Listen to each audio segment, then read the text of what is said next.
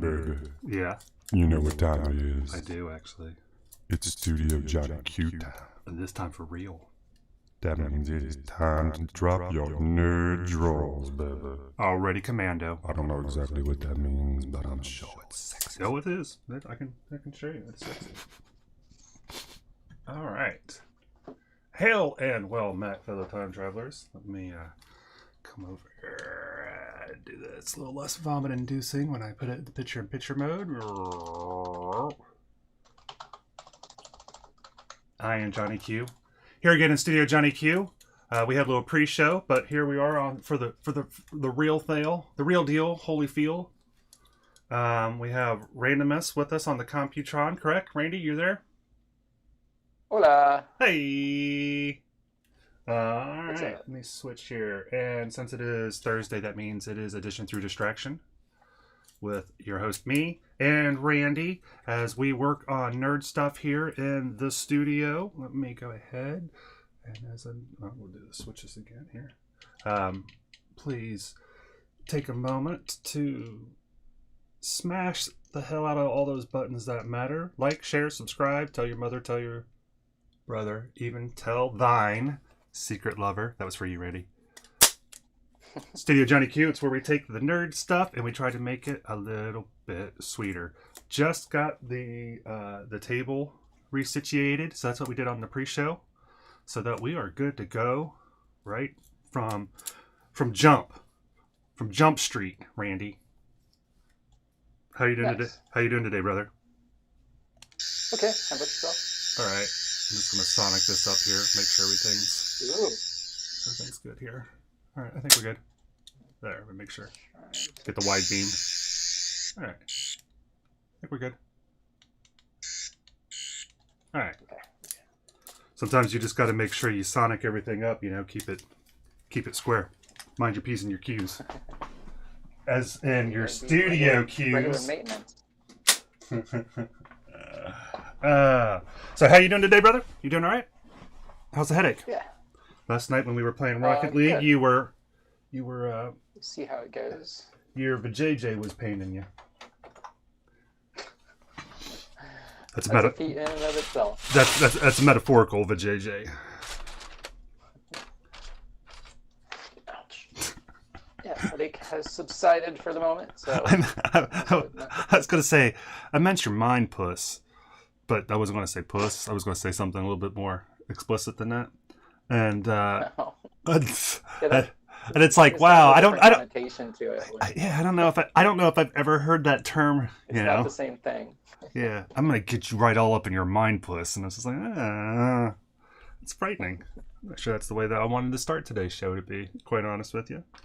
But there we are. I think that has a bit of a, that's not so bad. It's the alternative phrasing that definitely has a far more maniacal Yeah. use. Yeah. Let's see here. Why is my sound stopped all of a sudden? There we go. Yeah, and if you could assure us that we're on the YouTubes, because the pre-show wasn't, but I tried to switch it on for this.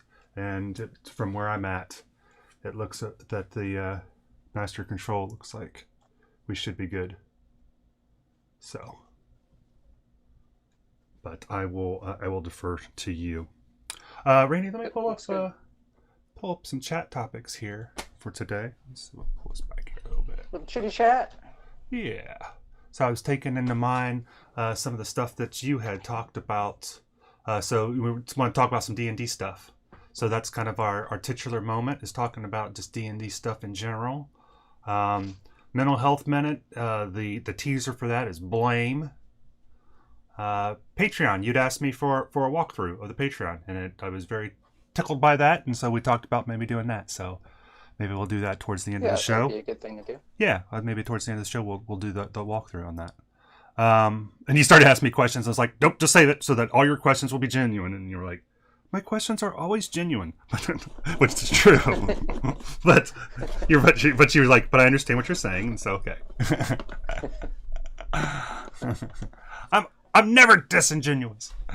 We'll be talking about Rocket League probably, movie night, which got delayed, and instead we played a little Rocket League, which we had a really good session last night. I thought some good stuff. Yeah, that was really good. Good times. I was on fire. Yeah, you was playing really well, and we got good groupings. It wasn't like we were playing cream puffs. We were playing people with skills, and we had some good games, and a lot of tight games, and yeah, a lot of fun moments. And we had decent partners for the most part too. They were decent. Some of them were really good. Mm-hmm. We didn't have any that were particularly crappy at all. That's nice. Yeah. Whether in skill or attitude. So yeah, agreed. Yeah. There was a couple where it's starting out, it was like, crap, this is going to be one of those situations. But as soon as you realize, like, okay, they're just that type of player, so I'm just going to do, stay back here and account for them being that way. So that immediately cleared up the problem. Mm-hmm. Yeah. Sometimes it is that, right? It's like, if I was playing a 3-person game, I would be doing one thing, but we're playing with a rando, and so if he's going to be a little aggressive, then I'll be defensive. If he's being a little defensive, then I'll be a little aggressive. Yeah. Yeah. It's like he didn't know how to rotate, so he was constantly in the way. Yeah. Because he was never given a chance, but he was making good shots. So it was like, okay, you know what, you do your thing, Bubby. I'm just going to step back here and I'll stay in goal. And yeah, I hear what you're saying on that. But so we'll talk some more Rocket League. You can tell we got plenty of Rocket League that we can talk. Craft review. So our craft item that we've been working on was our water tower. Here's the last step that we left it off. So it is in a prime place to resume. So that's our craft project. And then in addition, I had a manual that came in from, who is this, from Kobold Press? Emmanuel came to visit? Yeah, Emmanuel. We got a Empire of the Ghouls campaign. Mail order husband? Yes, thank goodness. Yeah, and I'm going to decide to leave that one alone. I also got some new dice in that I haven't actually even looked at yet, so we got that. And then mail order mail? Yeah. And then mail order mail. That's nice. Why does it redundant? Why is it just mail? Mail squared or something. I don't know. Hi, I'm your mail to the second power. What? I don't know. Ooh. I'm not sure I can handle the first power, let alone the second. All right. So, and then we had a Kickstarter that got fulfilled, and it's some and really interesting locking tiles. Nice. So yeah, that came in, and I opened the box. It was the weirdest box. It came from Poland, and they X-rayed it, and so it was wrapped in like a trash bag. And I'm not sure if that was because of the X-raying or what, but yeah. Anyways, It came from where? Poland. Oh, nice. Yeah. And then our new video that we released. So want to make sure that I paste that. Well, we ain't gonna be on, so maybe later. Feel free at any time, Randy, to copy and paste that link. I'll copy and paste it right now. So. Which link was that? This link that I'm getting ready to paste right now. I'm trying to organize my stuff here. Paste cool. it right here into the chat. Nope, that's not it. I was trying to. I broke out my old iPad rather, hoping to set that up with GarageBand to see if I could use that for some background stuff and bard effects and things for D&D, but it won't run GarageBand anymore. Even though it says you can't purchase this, it's like, no, I've already purchased it. You're just not letting me re-download it anymore. Because I had to take it off my pad at one point. Huh? What operating system? I'm not sure. Because it's like GarageBand is a default thing that came with your tablet, or it was super cheap. Actually, it didn't come with it, but yeah, it was super cheap. And then it's probably just not supporting your OS. I would guess. Yeah, I think that's the case. Like it's out of date. I mean, I think this is like the iPad 2. So this is like that's 10 years old or something. Yeah, I mean you'd have better luck probably trying to use the original Rosetta Stone.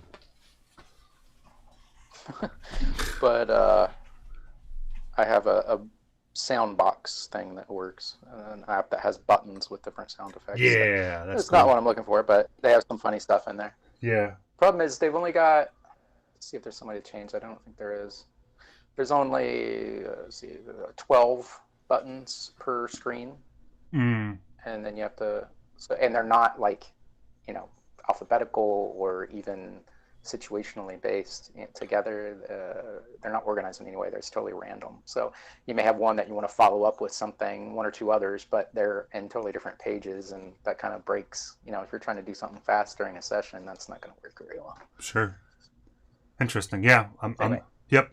I'm feeling the challenges that you're talking about. I've tried to venture down that road a little bit, so I totally hear what you're saying. All right. I want to take a look at these dice. So that's what I'm going to start with. There was some lightning deal that Carrie had turned me on to. And Randy, I think that you've bought dice from these people as well. These are those metal dice. Wait a second. Mm-hmm. And they're not as heavy as like the original metal dice that I got, but these are pretty groovy looking. Let me see here. I think they're slightly smaller than the first one you got, maybe. Different material. Definitely, yeah, metal. Because those other ones are like they're legit, whatever they are, and they were a different price too. But these are iridescent. Yeah. Let me see if I can get some more light on here. I actually got my lights turned down. That's part of the problem. Oh, yeah. Nice. Then let's see if we can get a little bit more.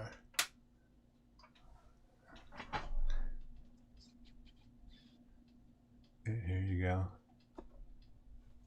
Let's see if I can do it this way. Here you can see the iridescence on them a little bit. Yeah, that's cash money, bro. I love it.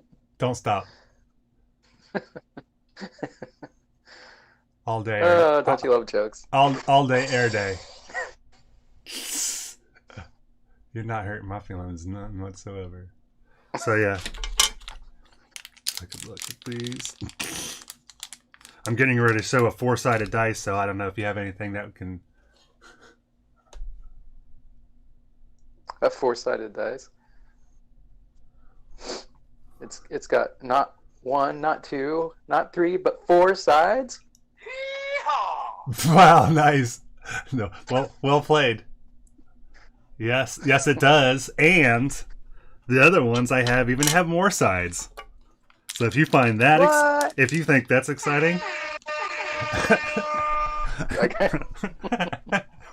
yes, the much ballyhooed 6-sided die.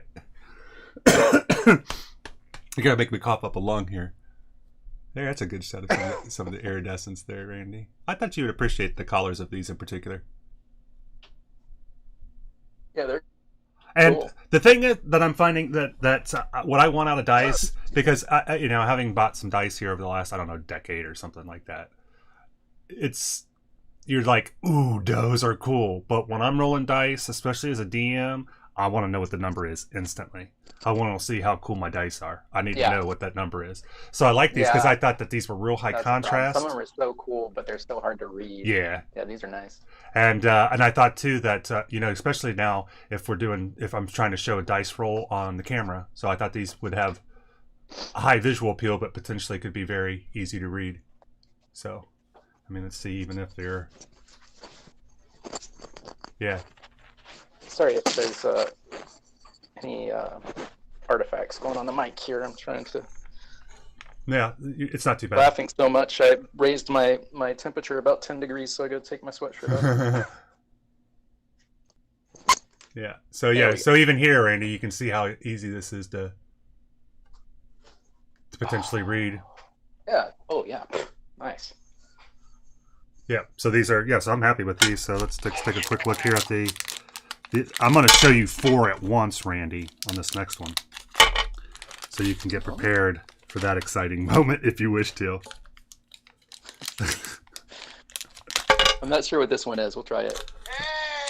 Hey, baby. Love it. Please. Did you stop it because you weren't sure what he was going to say, or? No, that's it. Okay. Once he started talking, I knew what it was because I checked it out earlier. Here you go. Check out these beauties. Noise. And if we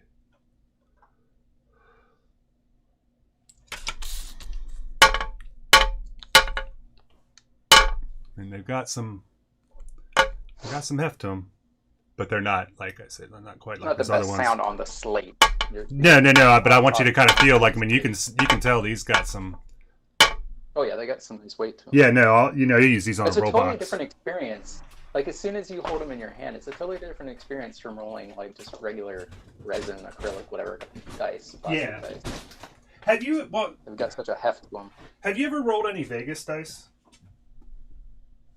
No. I never have, and I wonder if there's anything special about them, like if they're a heavier set, or something along those lines. They're standardized and, for proper, making sure that they're properly weighted and everything like that. I think other than that, they're standard. They're not metal or anything. But yeah, I agree with you. There is something very gratifying about holding. And actually, I kind of like the weight of these. The other ones are almost a little too heavy. But yeah, it does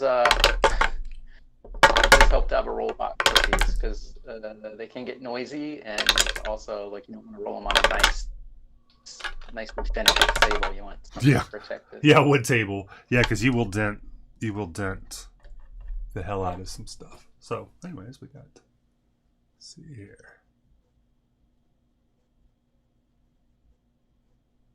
And this is our roll box that we got from a Kickstarter we backed from, I think, Dogmite Games. We painted this. I got the black wood, and it was not really all that pleased with it. Yeah, and so we ended up painting the metal, and then we painted the. I like how I mentioned, I started thinking about using magnets, and then suddenly everybody else starts using magnets and everything. Like, God damn, why don't I patent this shit? But yeah, so these are groovy. I like these. Very happy with these. So these might become the new on-screen dice for us. All right, and also kind of a groovy little leather dragon scale case. Oh. Nice. So yeah, these were like, I don't know, Does it like want the eyeball? Does that have an eyeball on it? Or no, no. And saw these some that were look like that, except they have an eyeball on it, like an eye of Sauron, sort of looking, or dragon eye or something. the bag says Hex Tech was who this is from. Let me see if that's what it says on the. That doesn't say. But yeah, so these were just a lightning deal. So I'm sure if they'll be on a lightning deal again. But yeah, these were pretty affordable. So you just went all in on that, yeah? Yeah, I was all You were in. like, Yeah, I was. Yes, I was. I was like Leroy Jenkins. I went all Leroy Jenkins up in that mug. You know me. Hey, at least I got chicken. what? I'm sorry. That was. Chicken scratch, or chicken scratch, record scratch. It is funny that like that is the universal symbol for something stopping, and that there will be people who won't know what that is. It's like I didn't know why. Crickets. Oh, there'll be a thing where they realize when they finally put it together. It's like that's why that is because okay, I see. And then the other item that I had to review, this was another Kickstarter that we backed. This is from Cobalt Press. We really enjoyed all the things from Cobalt Press people. And this is a campaign guide. I think I bought another one of these, but I only got the PDF version.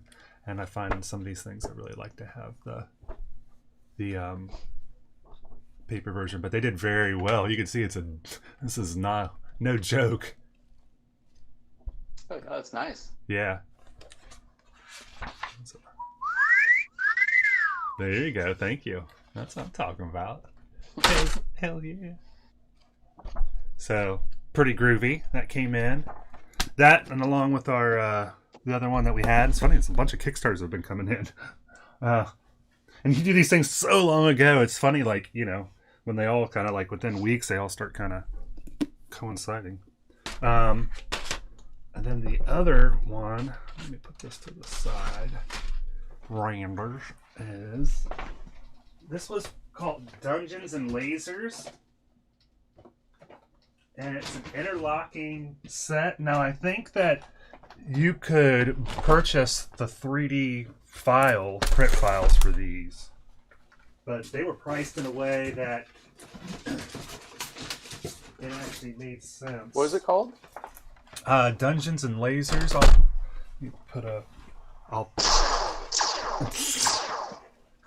Well done. Well done, sir. You, my friend, are earning your cash today. Now, I thought one of these that I backed, that it was like this, the reason I backed it was because they were very stackable. And I don't remember if this one was it or not. But so here we go. This is what came from Poland. And this has got 78 pieces in it. 78 pieces. And they're like interlocking. Yeah. That's where Poland's where that salt mine that I want to go to is, where it's like they have a cathedral and everything carved into the salt, and they have concerts down there and things. Hold on, let me hit my soundboard. Yeah. I have something for that. I'd work that ass like a salt shaker. There we go. That was my sound file. Oh,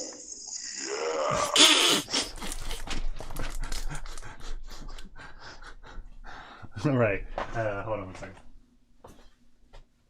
I had one that had sexy sounds, but I don't see.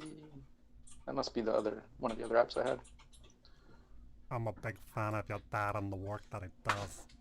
Yeah, this one's got a. Not sure what that's for. Kiss, cat call. That's about it on this one, it looks like. All right, so this says. Comes after the sexy times. Don't forget, folks. That's what you get, folks. Crying, yeah. I always enjoy a good cry after moments of intimacy. As long as it's not during. Oh God, it's so beautiful. Wow. Thank you. So what's the thing? Yeah, I'm just going to read what's on the paper here, I think. Dear backer, this is from Dungeons and Lasers. Thank you for supporting Dungeons and Lasers on Kickstarter. When we started, we only had one demo sprue and an idea. Thanks to your help, you are now holding in your hands your own tiny plastic dungeon, ready to be assembled and populated by all manners of heroes and monsters. Make sure to put some loot for the players inside. We're now working on a second edition of Dungeons and Lasers. New themes, new types of walls, and all new companions. There's illusions, some dragons. I won't drag on any further. I think you get the picture. Well done, sir. All right. Archon Studio is who makes these. And then... Here's the problem with this only having so many. You gotta scroll through to find what you're looking for.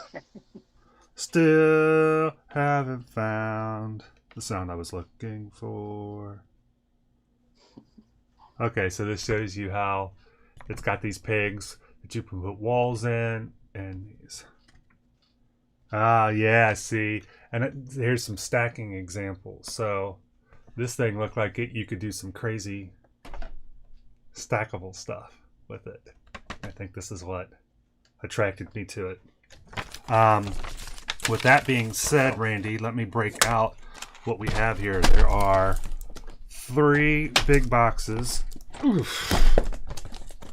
And we've got a sprue there, and then 4 of these smaller boxes, and then this, which has got some companions, it looks like.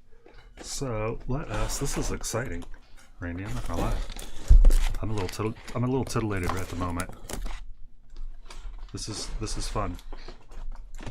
All right. This is 14 plus, and not for 0 to 3 children, especially ones whose heads look like onions. Is what that's telling me, right there. So if you have 0 to 3 unhappy onions, probably should not engage in this, is what I'm getting out of that. Wouldn't you agree, Randy? Yeah, I'd say so. That's definitely an angry. That's a pretty good general rule. Or if I you always try to keep. Or no, you know what? Maybe I always try to keep at least 4 onions on me at all times, just in case. Maybe I'm probably wrong here. I'm stupid. It's obviously a jack-o'-lantern. So yeah, you shouldn't use this around. Oh, that's how dare you, sir? Well, this is a defame jack-o'-lanterns everywhere. That's how potatoes make jack-o'-lanterns, Randy. I'm not talking about yours. Yeah. No. All right. So let me back this up, and let's actually. So we'll start taking a look here.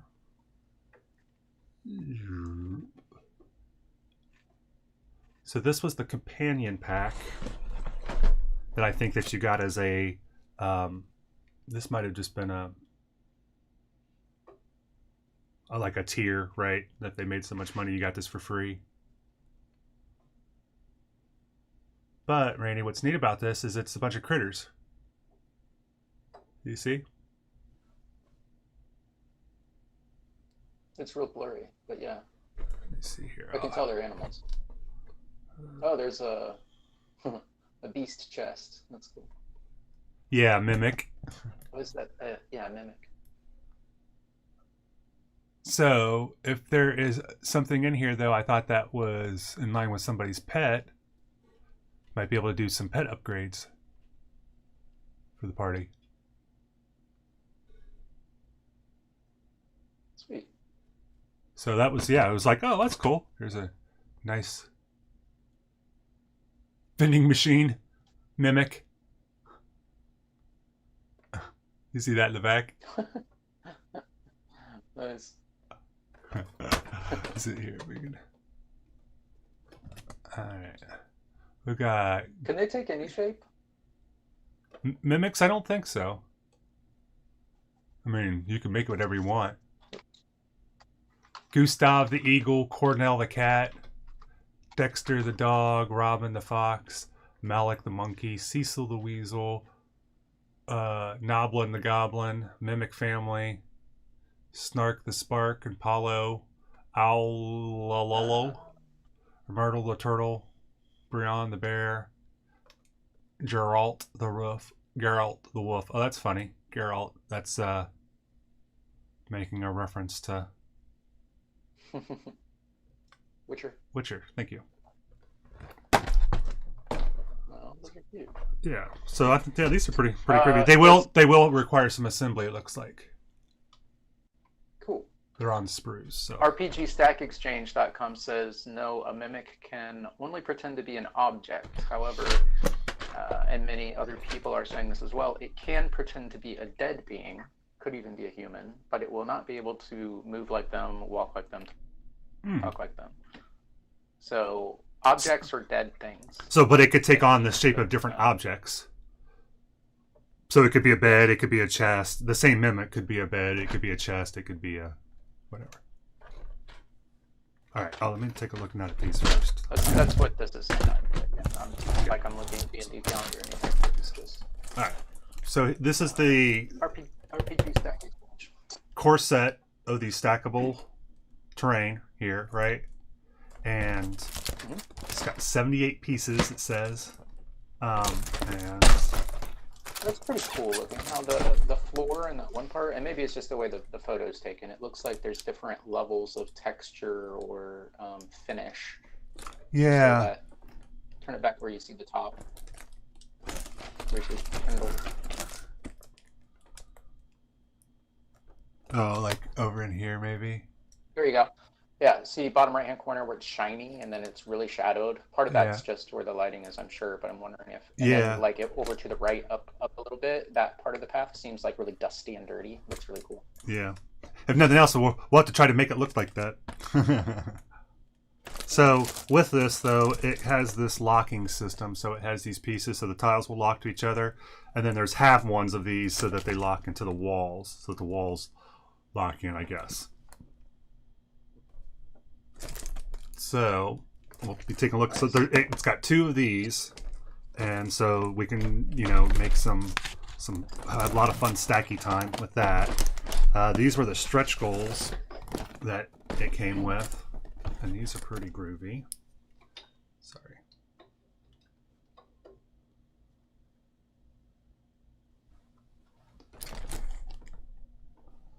So it's fantasy and sci-fi on these, but it's got some really nice ladders and all kinds of really kind of. Take a look here at some. That's crazy. It's made out of terracotta.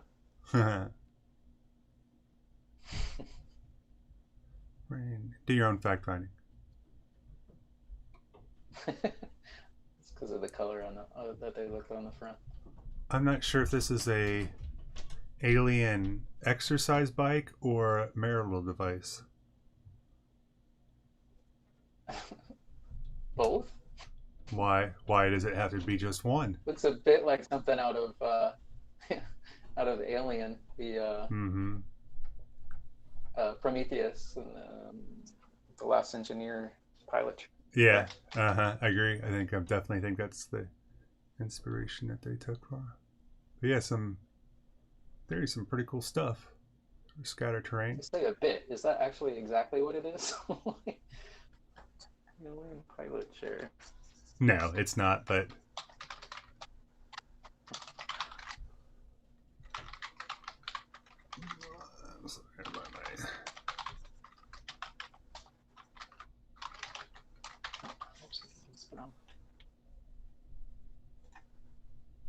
alright, so those are the stretch goals that it came with. And then but that's not all. So these were an extra set of doors that it came with. That's obviously exactly what they were going. Oh yeah. I mean, a lot of this stuff is like the alien stuff is all aliens. So check out this door here.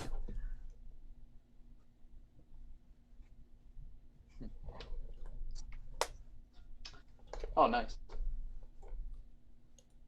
So, who was the artist for Aliens that designed that sort of organic Geiger, H.R. Geiger, technology, sort of? Yeah. or H.R.R. Geiger. So, did anybody else have that, even anything approaching that style before him? I think. I mean, he's. I would not say that. I don't know what I don't know, but Yeah. I'm not aware of. And he used airbrush. He used airbrush and for all that. And yeah, it was this biomechanical, and a lot of it was really sexual and grotesque. Some of it was grotesque, like baby faces and buttholes, and which is a great punk album, by the way. It pretty much explains 99% of human populace. Either a baby or a butthole. Your baby face or a butthole. So Randy, these are some of the sets that also came in. These are smaller, and they're like one room, but the walls are a little bit different. So this is a torture chamber. Is that a working trapdoor? I think it is. Maybe not. Cool. But yeah, so it's like got some walls that are like, let me see here. Got people on them here. Let's see if I can.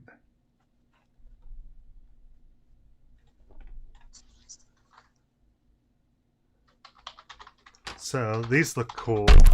This is, then there was a warlock altar. Yes, please. These are pretty neat, Randy, because they've got like the bookcases built into the walls.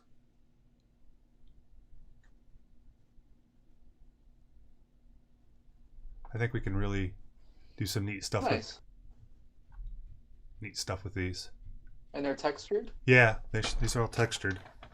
And then this is was an alien room, which even, you know, with what we do, fantasy stuff, this still, I think, has some uses.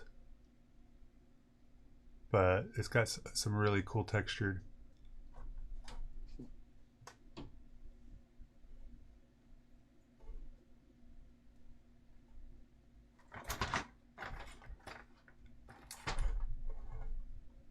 It's cool. There you go. There's a good shot. This would almost be better if they were like more organic shapes rather than just the. I mean, you know, there's only so much you can do, but like they're still really cool. Yeah. I'm not saying they could. There could be room for improvement, but yeah. Yeah. I mean, somebody did that stuff on some of the stuff. It was like the aliens turned, like they turned the human inside of the human spaceship into like they covered it with their technology. Yeah. Some of them like looked really cool. So if it looked like it was something that was covered over with that, rather than like it's square cut those pieces, or something with organic shapes like beehives, something from WoW. When they had like the ant things that could sting you, and you go down and hive. Do you remember that? No, that's for some reason I don't. It was a really cool organic elements. Okay. Anyway. Yeah, I'd actually got this interesting paper packing that's like a honeycomb that I've kept for doing an animal lair, or like a hive lair or something. And I feel what you're nice. Doing, and yeah, but for some prefab, you could do things for these, and then augment. Yeah, with just the painting you do with that, and then like additional elements, like instead where you maybe normally would put like a green vine, you could do like a red thing that looked like some sort of entrails or something. Yeah, some tentacles. Yeah, tentacle type really of stuff. To it. Yeah. So let's take a look here and see how this works. All right, so you've got a sprue. Man, this is looking pretty legit. And I'm thinking that with some of these things too, like, you know, with my modular stuff, I'm gonna make modular, but I might just make a couple of rooms, you know, kind of prefab rooms for these, and that, you know, you could break out or do slight modifications to. You know what I mean? I don't think I'm looking to necessarily have this be a set that I can totally pack out and reassemble. So that's kind of what I'm thinking on for some of these. Let's see here. Let's switch our angle here. All right, here you go, Randy. You can see what we're working with here. It's got a lot of texture to it. Nice. A lot of detail in there. Yeah. So we can have a lot of fun painting these. And like you're saying, you know, we'll not paint them as uniform as they are here, and that'll help them appear a little bit more organic. You know what I thought? I've been thinking how to pull off something to do with one of those little mini USB cameras. Like, oh, that is cool. Well, there's your butthole that you were talking about. Not quite. It's a baby face and a butthole. The little USB, yeah, little USB cameras. What do they call those? Like a scope kind of camera. Yeah, some sort of scope. I can't think of the name of it right now. There you go. You know what I'm talking about. Using that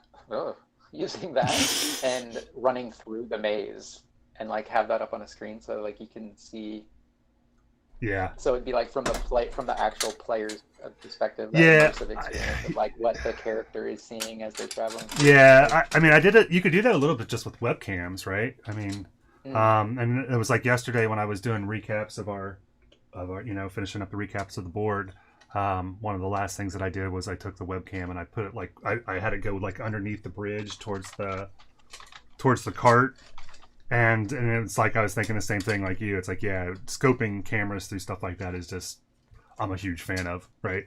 Anything that helps you kind of imagine it in a more immersive style.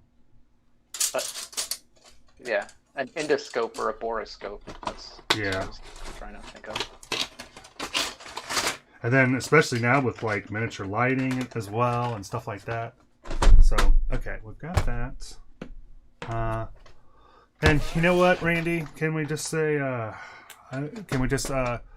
simultaneously and collectively unclench our buttholes for tax days being over? You said you filed, right? Everything was okay for you? Yep. I mean, other than... Yep. Yeah, so I got mine. Mine was a little tricky because of the studio. So where normally it would take me like an hour and a half to do it, I ended up taking me like 3.5. But it's done. So that feels good. So yeah, it's a nice relief. Nice restful moment when that is fine. It was kind of messing with me too, you know. Maybe it's time to talk about the mental health minute, because in conjunction, I think, with I was telling you about some birthday laws. That's I think knowing that taxes, and especially these taxes for my first year for doing taxes for the studio, was looming over me a bit. So I'm happy that is done. But along those lines, Randy, the mental health minute item that I have for today, just vague ideas, but I was thinking about blame, and that I feel like I need to be very careful when I assign blame to people. That I think I'm too quick to assign blame. Yeah, that's commonality among a lot of people. Something you got to work on. And I find it's the go-to easy thing to do. Yeah. I find that I think that right now I know I put a lot of energy toward fixing. That's cool. Let's see here. I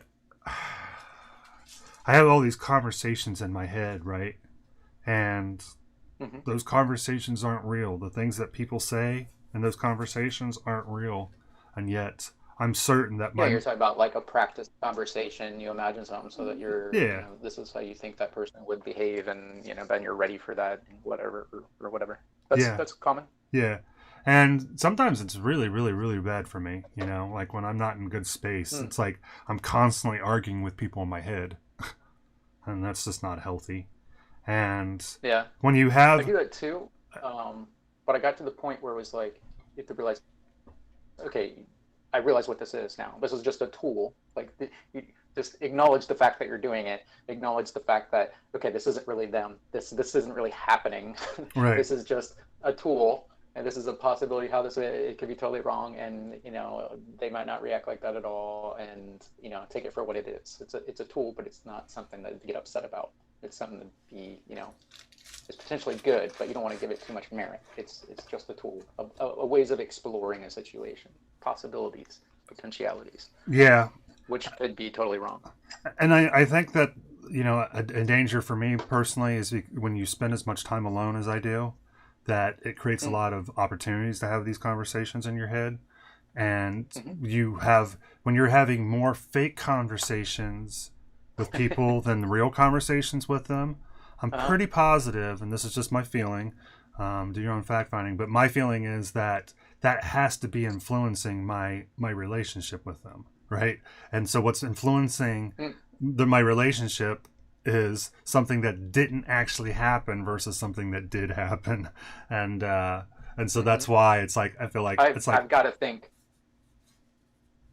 to think that this is common enough that there is probably a term, a psychology term for a specific thing. Yeah, there probably is. It's like phantom blame or something.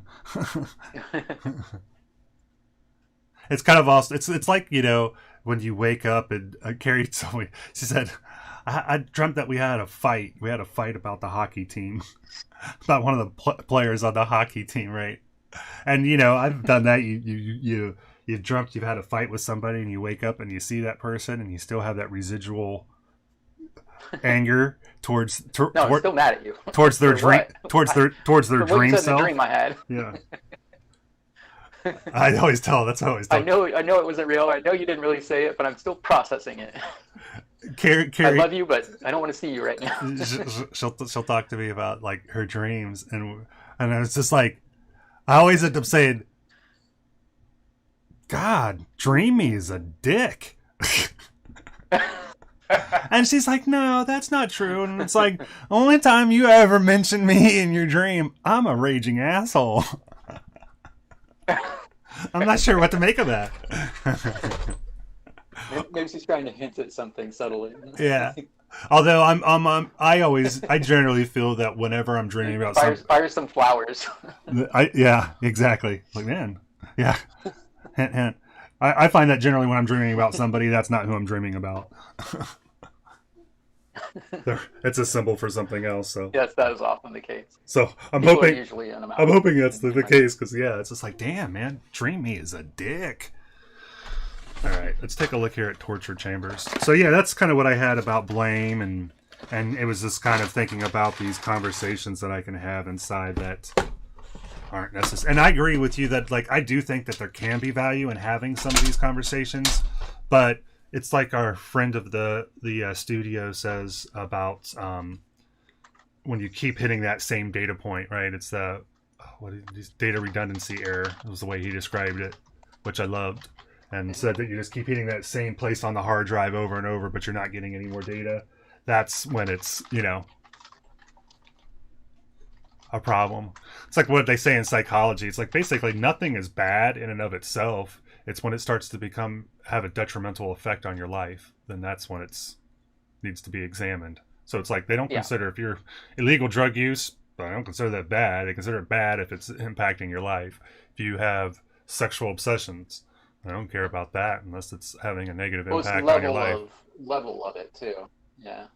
It's it may not be like it doesn't mean that you maybe shouldn't work on it. And be better. It's just you're not getting a diagnosis. Well, I guess phobia is one way to look at it. It's not the word I was going for, but so like phobia would be the extreme of this thing where it is affecting you or your life negatively, whereas maybe just a fear, if it can still be an irrational fear or something that can create some discomfort in your life or keep you from doing some things, and still not to be a phobia. So it still warrants you trying to get over that fear. But it's not like I think that's I think that's I agree. I think that's you're not going to get an ICD code or you're going to get a much lesser one. Check out the tools here that they got on this. Yeah. That's nice. And then Nice. the skeletons. So what's frightening is that's actually the barber shop. Yeah, it will be. That's actually the quartet that's they got on the wall. So you always got a quartet, barbershop quartet there. Yeah. Or the blacksmith. Baby, I know. Or needed some stitches. That's where you had to go back in the day, was the barber or the blacksmith. But here's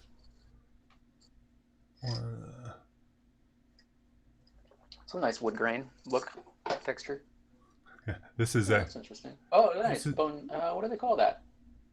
Oh, there is a term for that, isn't there? Because there's like Building that. with bones. Yeah, that Building thing with like in bones. France, right? They've got those places There's in what- yep. France. And there is There's a couple different things. There's one that's like a cathedral, and then there's others that are just catacombs and things. Yeah. And then here's one of the. And then these are for the walls. These halves. The halvesies are for the walls. And so it looks like you take these pegs and put them in the center. You put them in An the ossuary. ossuary. The ossuary is adorned with about 40,000 human skeletons, dubbed the Church of Bones. The story behind this grisly attraction begins in 1278. The King of Bohemia sent the abbot Sedley? Cistercian. Something like that, monastery to Jerusalem. Jerusalem. If I could speak. So these are, I think, just some extra stretch goals that they have provided. So here's like a magic portal door. Yeah, that's cool. And here's like a dwarven door, some sci-fi, some alien, and then here's a This would couple. be a way to inspiration from that portal. Show the portal again. Yeah, The textures on this are really nice. They look really nice. The portal one. Yeah. So like, yeah, that's cool. The outside, the walls and everything, and then like if you cut out the center and replaced it with like some gauzy type fabric or even like silky that you use starch in to hold, so you twist it in the shape you want and then let it dry and the starch will make it hold its shape, and then you backlight it with some changing LEDs and stuff. Or Yeah, you know, like, yeah, you really cool. actually you can do a lot of sculpting. We've learned from our inspiration, DM Scotty, right? He does a lot of stuff with toilet paper and paper towels too. Mm-hmm. And so you could sculpt pretty much this thing. Oh, yeah, totally. You could take actually toilet paper, put it on it with glue, toilet paper and glue, put it on there, and then remove it. You'd have the negative image of that swirl. Right? You could cut it out, and yeah, totally. I bet you could definitely do some stuff. I never thought about that with backlighting some toilet paper stuff, but that's, yeah. Yep. So this is, yeah, so these were silicon molds. Oh yeah, because like some of this stuff too, yeah, just the negative images would be really cool, and especially like on some of that alien stuff. All right, so yeah, these are these sets. This is just more of the same. I don't think I'm going to necessarily. We'll open up one of these, I guess. Yeah, so we can take a look at it. And then what were the stretch goals? Oh yeah, all this stuff. So we'll take a look at that. All right, so let's open up one of these. Alright.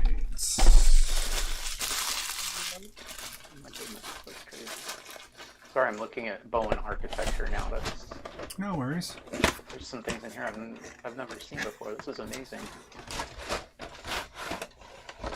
Man, these are big. This is no joke, man. This is gonna be a hell of a dungeon. Alright, so this is the main set. Some nice detail on these. Cool. I like the variations in the stone blocks. I do too. One of the things I think that we'll do too with these was, since they don't have a ton of texture in the stone itself, sponge painting as the last highlight will help with that. But For yeah, set design, it would work. In this case, it would be a much subtler, probably airbrush thing would probably be a good way to go. But if you put like It's been a long time, but for set design, it was like you'd splatter, I think, black paint on the bottom, like third or quarter or whatever of your wall piece, or Uh-huh. the back wall of the set, and splatter light paint at the top, and you wouldn't see that. You would just get from the audience. It just gave you a sense of space and That's vastness. yeah. So you'd be I able like that to. idea. I want to try that. Stuff. Yeah, I want to try that. Hey, it's our What's up, Mustard? friend Mr. Mustards. We are reviewing some Kickstarter stuff that I got. I got this Dungeon and Lasers Kickstarter Fantasy Core Step. That's a bunch of should be Randy's tunes. What's Shadow Tunes? Oh, that's what it's the sweet dulcet tones coming from Randy's voice is the album when we're doing Edition through Distraction. Randy, you got to sing for us now. Ah. That see, as soon as you say that, my throat's like, nope. It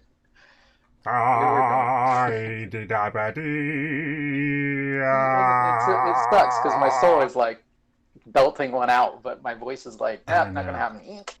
One day, we start small, right? One of the first goals was for you to fart on somebody in Rocket League, and we're just working our way up to one day you'll feel comfortable enough to belt out show tunes. But I make sure that the trails are always really pretty, so that it's like I'm doing them a favor. Yes. For me, it was more of a blessing than a. It was that was a fumigation out of love. So we're just taking a They look. had fleas. I was just trying to fumigate to help them out. That's actually kind of cool. A couple of these doors stacked up against each other, Randy. Oh, nice.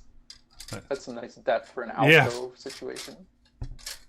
You didn't even want to bump into people. That's funny. It's true. Dude, oh man, I wish you had been there last night, Mustard. I was on fire, dude. We were tearing it up. Yeah, he's playing really good. Oh, that was funny. You're like, this guy is coming back and he keeps bothering me in goal. It's like, well, yeah, they're gonna do that because you're in goal. Yeah, I know. And you're like, he's like, no, but he's the most really aggressive. Yeah. Yeah, it was like beyond anything I'd seen before. I've seen a lot of that. This guy was like, wow, he was super aggressive about it. What's funny is it's like when you're down there and the ball's in the other end and they're just messing with you. Yeah. And that's when it's just like, Yeah. what are you doing? Why are you even here? Well, why are you messing with me? And yeah, they're just trying. And I've encountered that before, but usually in that situation, it's just like, okay, they'll come and they'll bump you once, maybe twice or whatever. Yeah. But he was like determined to try to destroy me when there was no reason to. It was hilarious. Yeah, it was funny. Yeah, these are interesting. These are pretty cool. Check out, look at those.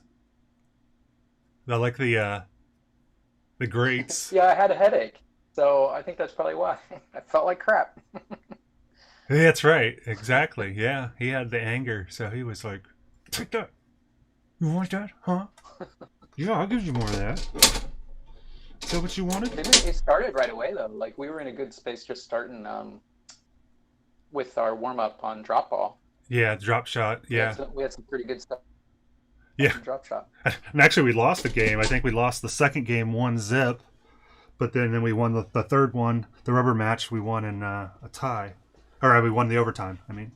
Yeah, even the one that we lost, we still had a lot of good stuff was going on. Yeah, and it was a 1-0 game, so it was like we were struggling offensively more than we were defensively because to hold them to 1 is pretty damn good for my skill level at least. Yeah, so these, like I say, I think that the beauty of these is that we can stack these on top of each other. So, looking forward to, and I think that you're onto something too. That there's so much of this that a lot of this is going to get. I think maybe we'll try to do the majority of this with airbrush, a quick wash, and then maybe some sponge painting for highlight. Oh my gosh! Okay, this is cool. I mean, there's so many things you could do with that one panel with the two like portholes on either side, and the thing you could have steam coming up, no smoke coming up from the bottom grates, and then you could have little laser pointers that come out of the holes there that are like defenses or. Well, even just I'll try to make it a little bit more realistic, something that I can actually do. But You can do it. I do have a fog machine, so we could make the fog come out of here, and you put those LED lights in those in there, and so it would make the fog come out, be colored. That would look dope. Yeah, that'd be cool. Yep. But with you could do the laser lights too, because I mean, not like immediately. You have to figure out exactly how to do it, but I know it's possible because there's ways to make candles look like they're floating, and it's a counterweight system, and it's just it's like you can't see the counterweight system because of just the angles of like the field of view and some other aspects to it. But it totally, it's a pretty simple system really, but it totally makes it look like the candle is just floating on its own. So that kind of thing can also be used if you just stick, instead of a candle, you stuck like a laser pointer under the end of that, then it would give that laser pointer random movement. But anyway, I'm sure there's a way to adapt that to that. There's a lot of other simpler methods. Anyway, sorry. Yeah, the lasers at the fog. I have seen, yeah, stuff that is cool. Lasers and fog are amazing, and colored lights, and yeah. All right, so let's take a quick look here at the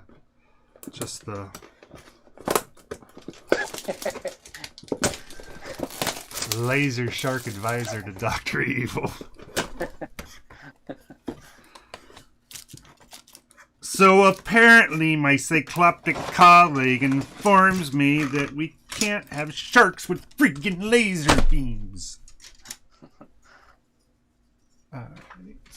So this is some interesting stuff. Well, I would apologize, but... I apologize for nothing! There you go. Thank you for that. Randy's been working on his sound effects. So this is must be part of for the stairs. But this is both fantasy and sci-fi.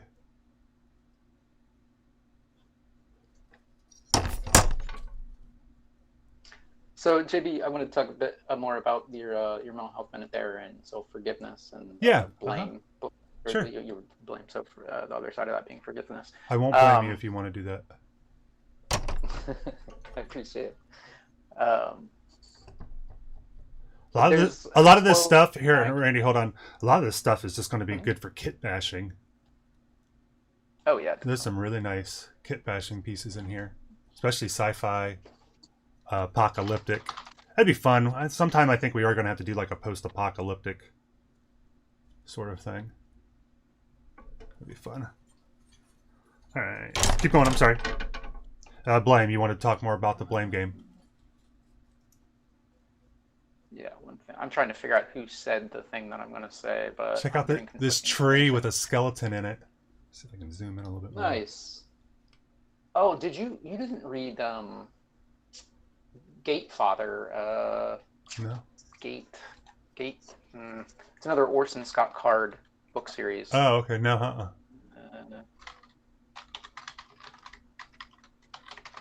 That is a cool image specifically for that book series.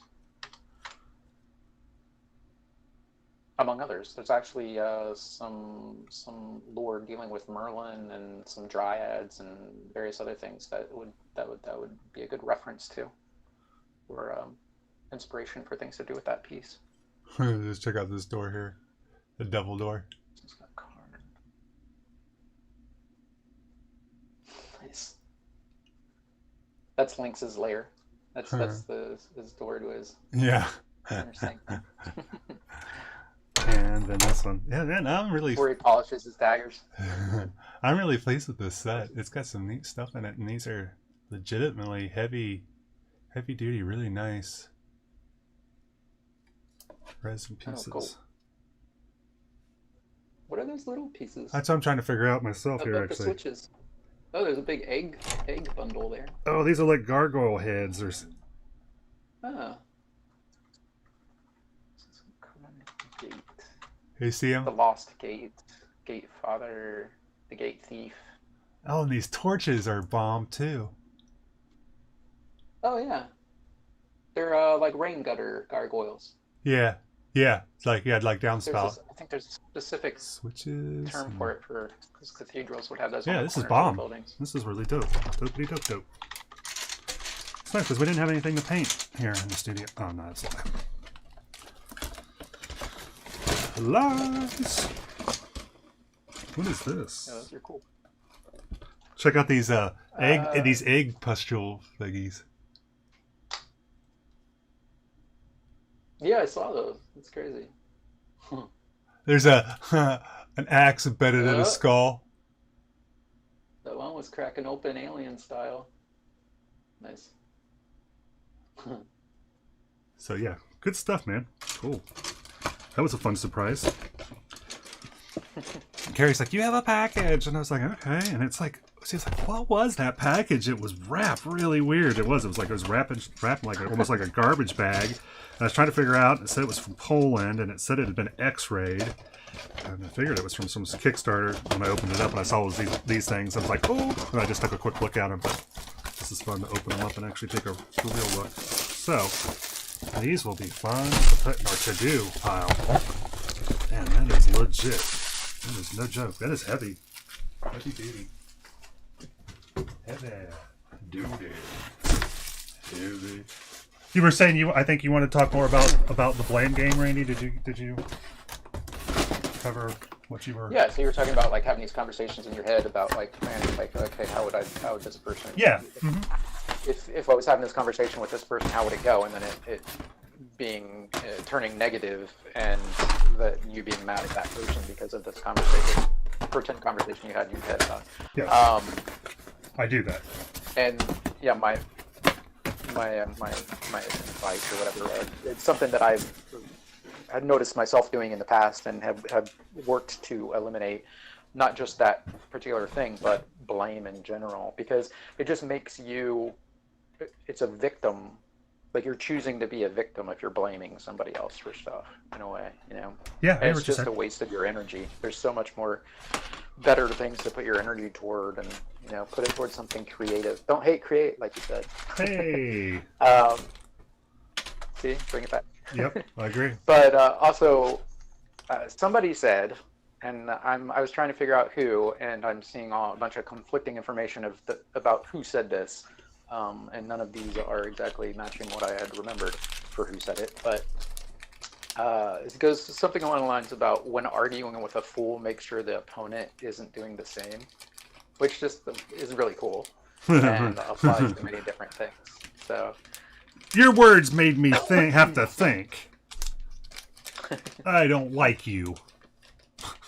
And there's the other thing about hating someone or being mad at someone, you know, anger, hate, all those negative emotions. It's like taking poison yourself, wishing somebody else would die. Yep. Yeah, that one.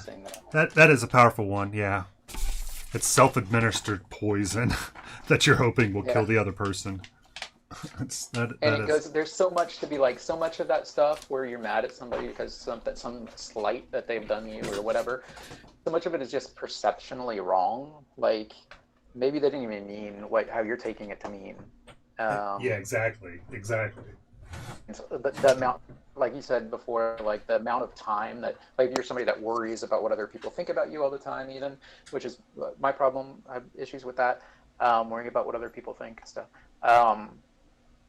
The amount of time that other people are actually spending thinking about you is negligible. Like, they don't have the time. They've got their own shit to deal with. They don't have time to sit around and think negative thoughts about you. You know, so that's true. That's funny. A lot of times judging you. I think about it negatively because, you know, that's who I am. But it's just like, you know, it's like, man, those guys don't even, they're not even thinking about me. But you're right. It's just like people ain't got time for that. People's lives are so busy and they've got so much crap that's going on, and it's like, yeah, people don't have time to think about all that. It's always good to think, like, you know, and some people say, oh, that's nihilistic or whatever. It's not. It's just a fact of life. Like, we're all going to die at some point, so we only have so much time. How do you want to spend that time? Do you want to look back in later years and say, oh man, wow, look at all this time that I spent just being mad or angry or whatever, instead of just enjoying life to the best of my ability. Like, it's a good tool to kind of keep you in check and try to help you, prevent you from doing those things.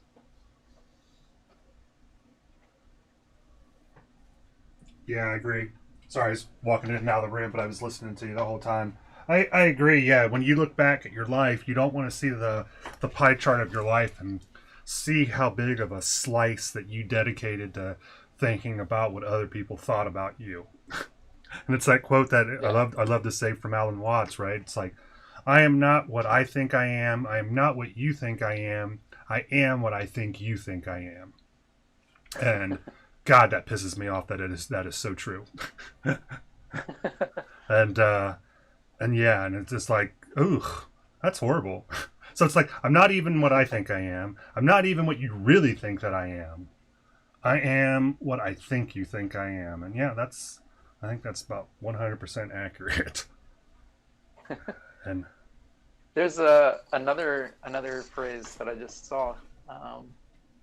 Says, arguing with a fool proves there are two. It's funny. Yeah, that is good. You know, and I always like the one, I think it's attributed to Abraham Lincoln. I learned this one at a young age, that it's better to be quiet and appear stupid than to open your mouth and remove all doubt. That's a good one. On that one, I live a large section of my life by that one. Yeah, me as well. I'm a person. Let me just listen. I'll say something when I have something to say, when I think it's meaningful, and the rest of the time I'm just listening. And I wish a lot of other people would do that. There's a lot of things you can learn by being silent, right? Because people will fill that silence. So people tell you all kinds of things if you're silent. I found in my life. That's did they mention that in Star Trek? Where did I? There was something where. Oh, I think it was actually, there was like a comedy series. I think David Spade was in it, and they ran like a magazine or something. Yeah. And there was a section there where they were talking about how you don't have to say anything. Like, if you pull somebody in your office, they'll just admit guilt. Like, you don't know that they've done anything, but you just sit there and look at them. And eventually they'll be like, okay, I admit it, I did it. Why do you have to be so... And you didn't even do anything. They just sat there looking at you, waiting. Yeah, I heard somebody talk about that there's an interview technique where you do this. Like, there's a certain type of question that you ask, and then you just don't say shit. And then no matter, when they reply, you just don't say stuff. And then they'll keep explaining it further because it appears that they haven't answered your question. And then when the guy was talking about it, and he was like, yeah. And the guy, after he said it, he didn't say anything. And the guy started to say more. And he's like, yeah, no, wait a minute. I'm not doing it. You're just getting ready to try to get me to do it. I'm not doing it. And it was like, oh, wow. Yeah, you do. That is really effective. It is super effective. I find too, it's like, if you don't ask somebody what their opinion is, like, I could go up and I could say, hey, I just did this painting, right? Do you like this painting? Uh-huh. And then people would give me a response, right? I don't tend to ask people what their opinion is. And then I get a lot of information by finding out who says what.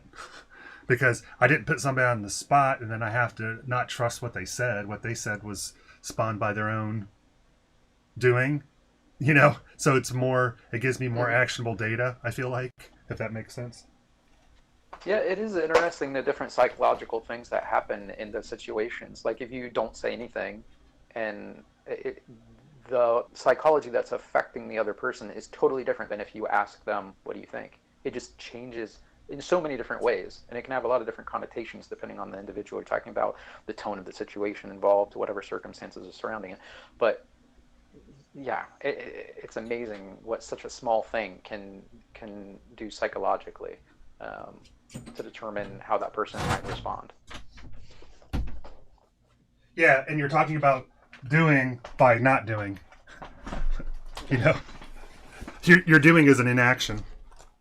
I always think it's funny, I have long hair, and people always like, oh my God, how did you let your hair get so long? Nothing.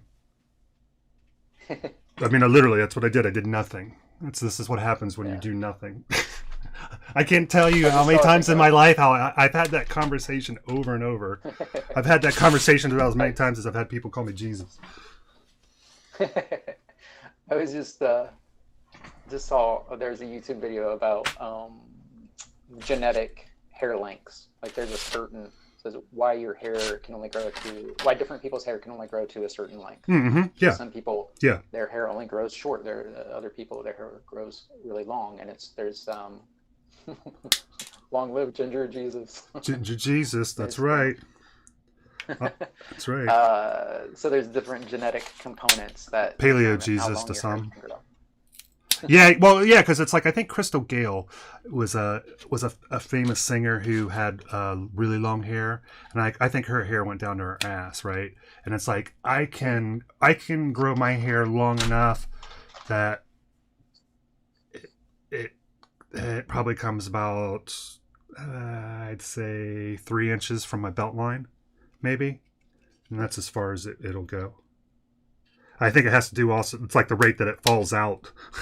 Versus the rate that it grows, kind of thing. If this is real, her hair was down to her feet. It might be, yeah. I remember she had really long hair. God. Yeah. You know how much work that would take? That's a ton. Dealing with that? Yeah. Oh my God. Now, one, she's a small person, but still, yeah. That's why it's like here. I ended up cutting my hair because it's just like I can't deal with this anymore. It's just too much work. Especially if it's hot out, hot and humid. Whoa. Yeah, just shampooing it, brushing it. It's hard. I mean, it's like physically intense. I'm sorry to hang out with you guys. I have to wash my hair. Yeah. I more see it as a ginger necromancer. Well, thank you. I do love the dead. Not in a weird way. You know, just raising him and making him do your bidding sort of way. Yeah, it's like one of the stories I used to like to tell. We'd be out on the patio of our local watering hole, and I'd often have people want to buy pot from me. And it was just so funny. It got to be really funny. I'd be out on the patio, complete stranger walk up to me. Hey man, my name's Chris. You having a good night? Yeah, man. Where was this at? On the patio of the local drinking spot, right? He'd be out on the Gotcha. He'd be on the patio and just saving names, protect innocence. And somebody just walk up. Oh man, hey man, my name's Thomas. Man, you having a good night? Yeah, man. If they were, I'm having a good night. Yeah. He's like, oh man, you holding? No. I mean, it was literally the second sentence. It's like, okay, no, I'm not. And then they'd be like. And then they give you the shrug. This is the best part of it. Let me see if I can replicate this. Right, it's the shrug. I wonder if they were that was purely by chance that they thought you by look would have. Okay, so this is we're gonna continue with this, right? So my hair's a mess, but so they're like, oh hi man, oh Chris, man, you have a good night, yeah man, how you doing? Oh good man, you holding? And literally, and then it'd be like no man, and they'd be like, come on, like, dude. And then I'll say, I get it. I have a mirror. I know what I look like. And they say, oh, no, man, I didn't mean it like that. You didn't mean it like that. It was the second sentence out of your mouth. Literally. And you're like, okay, well, that was funny, right? And except for I had that happen like 5 times. It was like when I was heavier, I used to get people tell me. I wonder if it was just like. When I was heavier, I used to get people tell me that I looked like a Penn from Penn and Teller. And it was just like, you know who you look like? Yep, I do. I can beat you to the end of your sentence. That, and then the other favorite one is people that would call you, if you have hair, anybody that has hair and a little bit of a beard, they're going to call you Jesus. Because there's so many different variations of depictions of Jesus, right? You all look at us like we all basically with their hair, I'm sure people called you Jesus when you had your hair long, right? At some point or another. I got a few Jesuses. Yeah, sure. And we don't look anything alike, but yeah, we would both be Jesus with, longer hair and beard. And so out on the patio, and I'm out there, and this guy, he comes out there and he says, Jesus, I swear, I ain't gonna mess with them hoes no more. And I said, You know Jesus knows when you're lying. And he says, you got me, Jesus.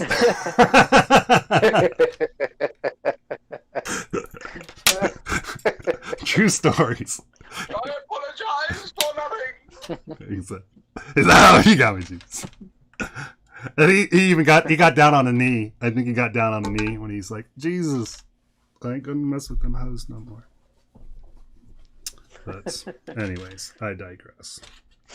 So we're continuing to make some trims here on our roof.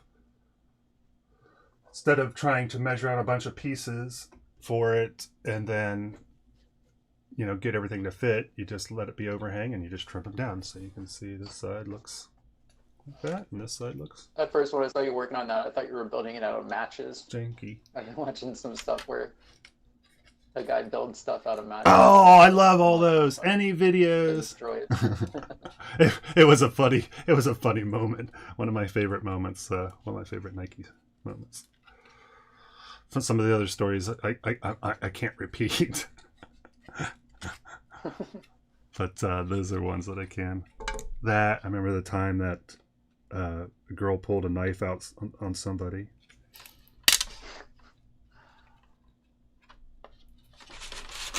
They didn't kick her out of the bar for that. They kicked her out that night. I think they let her come back one more night. Well, no, I'm sorry. That's a no call, no show. That's an immediate dismissal. No call, no show. Yeah. That was funny. Over the years, the place had varying personalities. Like you talked about that you were familiar with it before we'd even gone there, and it had its own set of personality back then, which later was confirmed by huge Coke den, I guess. Yeah.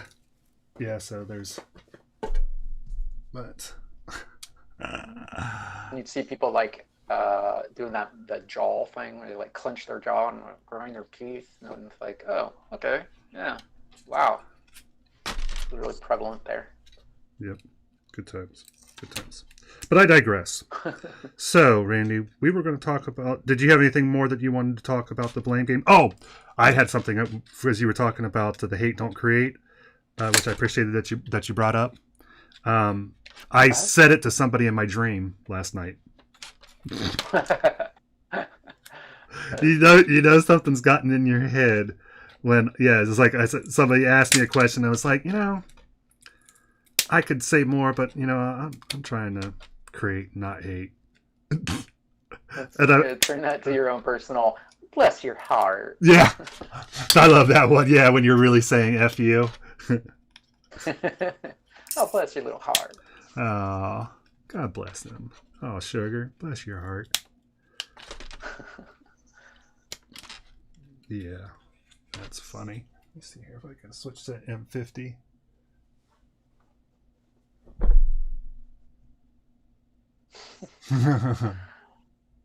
No, he didn't. Yeah, well, I haven't been in that watering hole in a long time, so. Actually, I mean, it's stuff like that you want in a watering hole. My opinion is that a good watering hole is that you just go in and you'll be entertained, but you don't really ever want to feel like your life's in peril.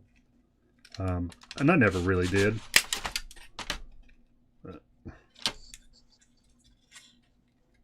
But I don't know if I would feel that way now if I went there, to be honest with you. Places change. It's under new management, right?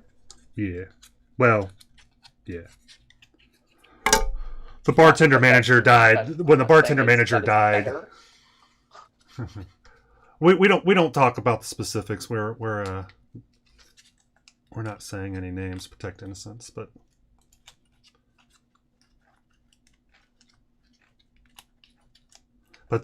this place had a manager who died, bartender who died, and once he died, the total personality of the place changed.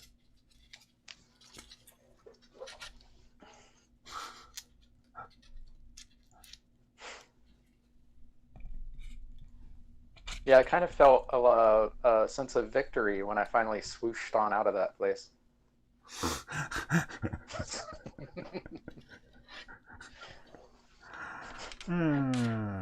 We're not saying which place it is, but Sometimes you got to put one foot in front of the other, and whether you got shoes on or not. Yep, I hear what you're saying. Funny, but yeah.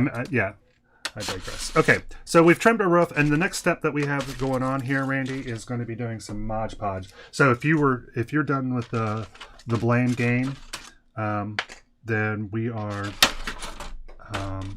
going to move on maybe to talking about some DnD stiffs.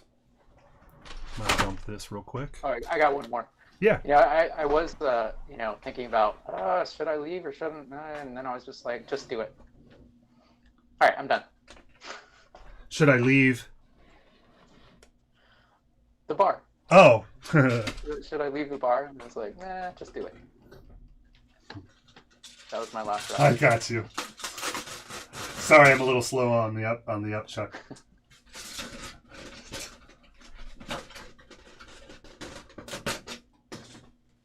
All right.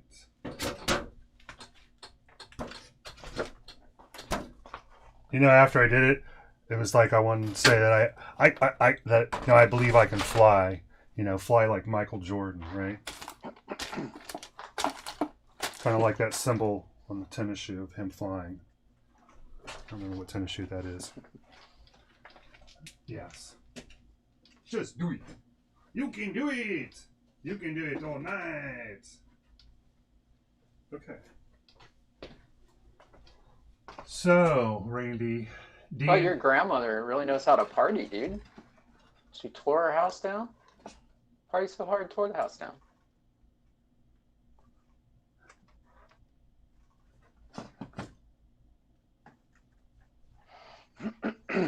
Yeah, what do we see? Oh, do you want to JC, for a little while, did they do tarot readings out of that house? I can't remember if it was that house or one that was close to it.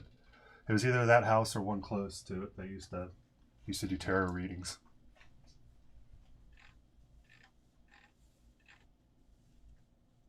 I think I remember you saying at one point that it got turned into a car lot, I think, after your grandparents moved away.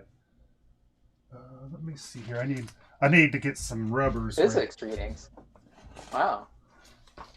What did that entail? Were they engineering? They were given engineering tips, or just about?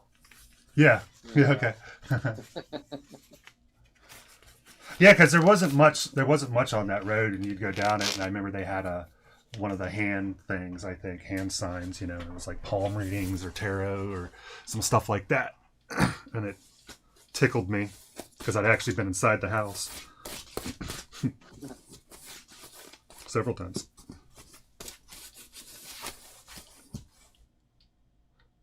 Yeah, you're better off not to have gone in. That's too weird. You don't want to think about. You don't need to know it. See some psychic sitting in a place that your Nana used to sit. Yeah, I know, man. I can remember driving out there. I don't know. Let me see. It must have been in the 80s. Mid to late 80s. Said the same thing about Westerville. Yeah. Yeah. So like cornfields around them when they had their house built as kids. And that's what my father says about Dublin, and that's what Carrie says about the same these areas as well. It's like where I grew up is turning into that now already. Yeah. The fair city of Columbus is everything outside of the outer belt was all just farm fields, and everything just gets smaller and smaller. It's like at some point I think they're going to end up annexing Delaware, which is nuts. Did they ever build there's supposed to be some huge amusement park / water park or something that they were building in Delaware? Did that go through? I don't know. I haven't heard anything more about it. I am not familiar with that. Maybe Mr. Mustard has some knowledge, but I am not privy. All right, let's get out our.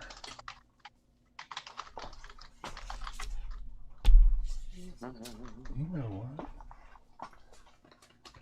I have to buy more Mod Podge, and I don't know if I have. I have to remember that. Okay. We need to get a brush And because of the Planet matchsticks... Oasis Entertainment Park. Competing developers settle fight over big entertainment, blah, blah, blah.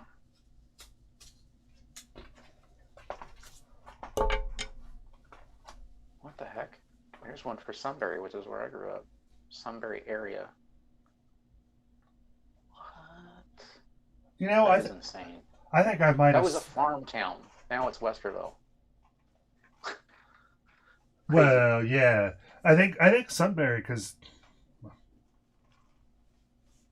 Yeah. Yeah, it's nutty. I'll leave it at that.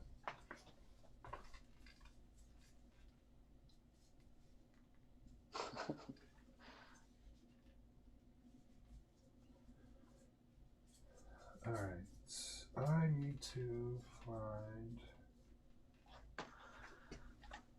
Do you want to show me how to? I can't yet because I'm gonna Mod Podge this first, and then I'll be. Gotcha. I thought I It is Mod. 1:30, by the way. Okay. What's your timetable that you're working with today, brother?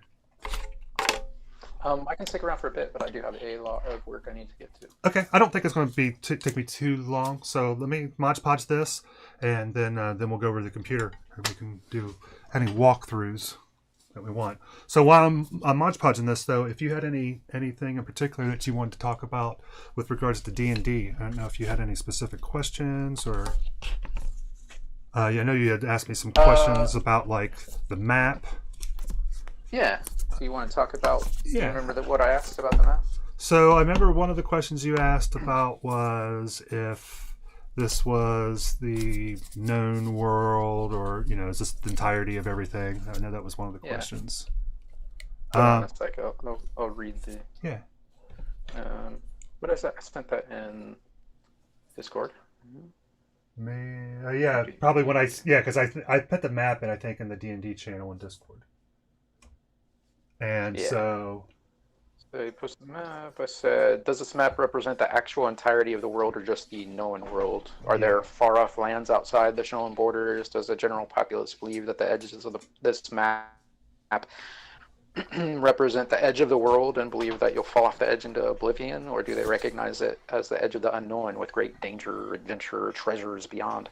Do they fear it as the unknown? So anything like that, world-wise. That map and I think that obviously different people would have different opinions, but that I think in general that is regarded as the known world. That if there is things outside of it, it is not of any common knowledge. And that if you look at the names of all the seas, it gives you a clue about how they regard water travel to begin with. I think it's like the Sea of Woe, the Sea of Hate, the Sea of Travail. Okay. So they don't water. So they don't necessarily believe that there's nothing out there, that if they go out there they'll fall off the edge of the world. I think but, I don't. Maybe some legends that maybe somebody went off to a faraway land or something. Yeah, I mean, I think that they just are viewed as legends. I think that it's hard for me to answer a question like that too, because it's like that opinion would be regarded, I think, completely differently in different areas. So if you're talking about the mostly human cities, I bet you they would have one opinion. But if you were in one of the orc-based cities or Goblin Town, or you went to like satyrs, elven settlement or something, dark elves, they have a totally different the giants. So, but if we're talking about that map in particular, I would say was probably made by somebody within the Supernal Regency, or it was a Supernal Regency centric map, because it points out the 3 Supernal Regency cities, highlights those clearly. So with it, I would say sort of element to the idealization of the map. Would you say that the Supernal Regency is a religious organization at all? Or? Yeah, they definitely are. Yeah. The name itself, Supernal Regency, has to do with basically they consider themselves to be a stand-in for God. So a regent is like not a king, but a stand-in for a king, and so they are supernal stand-ins. So yeah, their god is a three-headed dog, and it does not go by that name, but it is a Cerberus type. That is the image. That is an appropriate image, and each of the heads is a different type of dog, and one of them is a German Shepherd, one of them is a Mastiff, and one of them is a Pinscher, and each of the cities is named after that. Yeah. So yeah, and then they used to want to. There's the main island, and then there's the subcontinent, and the subcontinent is the prison continent. And so they used to exile. The Supernal Regency used to exile magic users there, but a while back, about a decade or so ago, they were no longer content with that, and they were working about trying to remove all magic, and it's referred to by some as the Great Magicide. And the Brigili, who is where your guys actually come from, that's your root, was a diverse group of magic users that had formed from all these different exiled people who had been put onto the prison continent. And they had foreknowledge of the Supernal Regency coming to try to wipe them out. And so what they did was they chose 10 children that represented the 10 essences of primal magic, and they hid them out into the world. And that at a certain time, which is now, they're starting to get this beacon to all return. And so the 10-petaled flower, 10 petals are returning to the flower right now. And that's kind of, and so all of these people, they've lived most of their life, either known orphans. They've all been orphans, but some of them know it and some of them may not. At all of them are different places. But Reyna, she represents the essence of magic and or of mind, and she has been reaching out to people through dreams. And so you guys had all had dreams of her, and it's led you here. And hopefully your character in particular, they're going to be coming across next. Which I had some questions actually for you about your character and his introduction. So I think it would be in his introduction to the party. Gotcha. Hashtag spoilers. Oh, I see. So it's related Doomsday name. Mr. Mustard, plug your ears. Yeah, it is funny. You're right. Yeah. I mean, he was saying it was like up where the old guy refused to sell and everything else went up around it. Because, yeah, it's true. It was one of the last remnants on that street. It was one of the last remnants of the old. But anyways, sorry. Go ahead. Ready? Oh, so the question I had for you, if you're ready. Yeah. Is so yeah, and that was so Mr. Mustard spoilers. I would imagine that they would find you doing some sort of performance. And you don't have to do the performance, but you would be in the middle of a performance, right? Like they'll see a crowd of people and you could be doing performance. Something like that. Is that appropriate? I was thinking the same thing. Okay, Well, cool. Tavern seemed appropriate for the situation. Okay, cool. So also, by the way, Bard is regarded as an excellent way for DM to introduce lore and gossip and things around the city. They're kind of an instigator for that sort of thing. You go around collecting lore and knowledge and gossip and that sort of thing. There is a term for this that writers use that I became familiar with because of JK. She's talking about that Hermione was great for exposition. Whenever she needed, and exposition is the term, right? Whenever you need to let the audience know something, that's exposition. And so I guess, so she would say, yeah, that Dumbledore and Hermione were great for tools for exposition. Whenever she needed to clue the people in on something. that they wouldn't, already know. It's like, oh, that's cool. So yeah, a bard, I could see where a bard would be a good tool for exposition. That's interesting.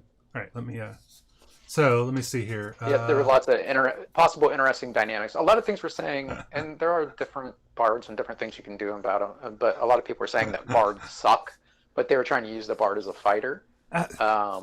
People say lots of things. So to me, as a role-playing device, I think it offers a lot of potential. So like that might be the thing. Like I might not be able to do much in a battle potentially, but I might have a ton of potential for role-playing aspects and increasing that sort of role-playing party dynamics, such situations and like you said, exposition, passing on of lore and gossip and things like that from within the city and all that kind of stuff. And then one thing is too deals. is like all of our players have a pet, and that provides them a different outlet from just their base character, and that gives them more opportunities. And also, like I found people say the same thing about the monk. I've had a lot of fun playing the monk character. And it's like, they're like, well, they can't do this because it's like, if you look at damage, well, I don't look at damage as being the ultimate equation maker for DnD. And that's the problem. If that's what, and you could play that type of game and that's fine. If you want to max min and play it like that, then, hey, God bless. But yeah, and that's what it depends what they're looking for. Are they max minning? They're trying to get the most DPS. They're trying to get kills. There's murder hoboing. Yeah, but like with the monk, I felt like I could do a lot of things a lot of times. I had good perception. I had great movement. I had good stealth. I could do a lot of different things that weren't just DPS. And I never felt like, well, I can't do anything right now. I could always do something. And so it was a jack of all trades. But yeah, if you only look at straight DPS, then yeah, that's monk isn't it. But there's a lot of different ways to value a character. And so yeah, I think that I think a bard's going to be a great fit for. I'm really glad that you ended up going the bard route. I think it's going to be a great fit and will be a lot of fun. I didn't have a choice, did I? Fate decided it. That's right. Yes, I was glad that fate was of a like mind, if you will. All right, so let me pour a little bit of. So yeah, okay, cool. So that'll be fun. I'm looking forward to that. I still have to go through and decide exactly what the book says that I start with. Item wise and weapon wise. If you and you don't if you do it through the D&D Beyond, it'll figure all that out for you.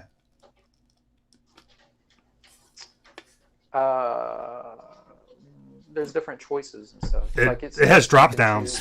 It has drop downs for all of those. So yeah, because it's like you can do if you do the thing, you can say starting equipment or gold. So you just choose starting equipment, and then it gives you a choice depending upon your class. And usually it's like a Dungeoneer pack or something like that. And I think you may have or maybe you have a disguise kit or something like that. It's different for different people. Yeah. And then within that pack, it has some standard stuff in there. And then you can also, if you want to, take a look at the player's handbook and just look to see if there's any column. There's a section of common items like starting gear, like tinderbox and iron rations and stuff like that. You can look there and see, and then we'll do a roll for your character to see how many health potions he has in game, how many health potions you might have accumulated across your battles. We'll do that with a roll. Cool. But yeah, you can do all that without using the book. I need to use our tool though to get this open every single time. There's something else. I haven't really paid attention to the stats at all yet. I was just kind of trying to decide who the character was and stuff, as opposed to. I know charisma. I know charisma is your base stat. And then it's another thing. There's some elements for role playing purposes. I think the gnome really lends itself well to the bard that I want to play anyway. Personality wise. Yeah, that'll be fun. But it might not be best for max minning. It might be the opposite of what you want for max minning. So and we don't care about that at all. So that is a zero concern. Right. But there is a point where it can matter if my things are set up in such a way that my rolls always fail, then that's not going to be fun unless there's a way around that to make it more interesting through role playing. Yeah. So, unless you can role play your way out of constantly failing on your roll dice and have something be successful or the thing is too with us using the fail dice that your fails are still accumulating an extra dice, and so when you really need it, you have the ability to add your luck dice and make some of those rolls succeed at the cost of spending from your dice pool.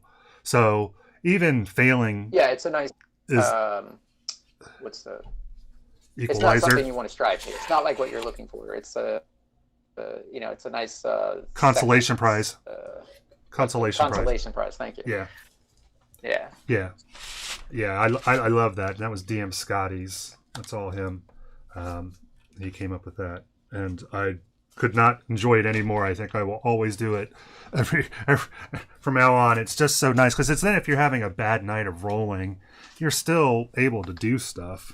You're not like, well, I can't do anything because I'm rolling crap. All right, here we go. Okay. So let us start with our paint job here. Goofy. So stats. So I might take a look at those and might re-roll them, depending. How did you go about that? I think I just did the standard distribution. And the standard distribution, and you can do it however you want. I don't have a problem. The standard distribution means that you'll have one that's, I think, a 16, one that's a 15, one's a 14, one's a 13, one's a 12, one's a 10, and one's an 8. But you can do the point buy, which means that you just have so many points, and you can you can make them be whatever you want. So you could have one of them be 6, Okay. But yeah, I think I'll go ahead and readjust them probably. Or you can do if you were going to do it through rolling, if you want to do roll based, I think what it is that you roll 4 and you drop the lowest, and then you can do it 2 ways. You can do that and say I'm rolling for my strength right now, and whatever I get is that, or you can do it and you could say, I'm gonna roll, and I'm doing that however many times it is, 6 times, and those are my values, right? So then I'm rolling it. I'm rolling D4, keep the highest 3, take 6, and then put those where you want. You can do it that way as well. So I'm really kind of fine with however you want to do it, and it's not going to bother me. Yeah. I just want to make sure that it plays well to the role playing the way that I see it. So, yeah. I want to make sure that my my most important stat is not my worst stat, because charisma, it needs to be high for performances to play often. And right. That's a big part of the performances being good are key to the character. Yep. At least most of the time. There'll be opportunities for failed performances to be funny, but other than that, the way I see it going, yeah. Agreed. But whatever too. So. Yeah, no, I'm aboard with what you're laying down. Colonel must have said I was going to be a stripper. Yeah. There's that's definitely a possibility. There might be a stripper performance in there. It's I'm an entertainer, so. Take comfort where you find it, man. A little 3 to 4 foot stripper entertainer gnome. I mean, you don't get a name like Wigglebottom by not wiggling your bottom. Exactly. So gnomes, that's a nickname. We'll say it's one of my nicknames.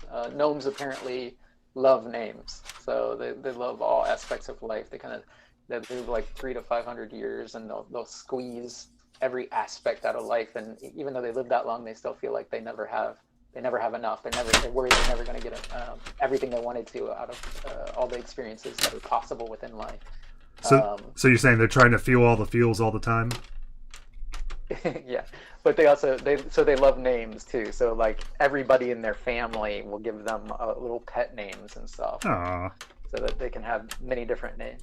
That's awesome.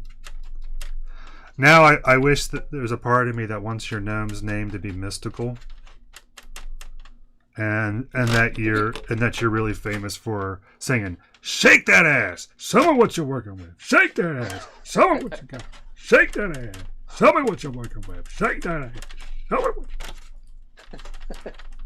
I will probably have dancing lights because it just plays well with being an entertainer and the ideas I have. We can weave. That is something like some homebrewing elements that we'll have to discuss about. Yeah. Leeway you want to give me with blending some things together and Uh-huh. kind of infusing the soul power into things. Yeah. For performances and whatever. It's like dancing lights, but using that in conjunction with the musical performance and for different, different possibilities for performances. That might not be spelled out as like, that's not the way that spell is really supposed to work kind of thing. Yeah, we're pretty, I'm not, that is not what we're going for here. So yeah, the rule of cool pretty much resides, right? If it's cool, we're gonna try to at least give the players a chance to roll to do it.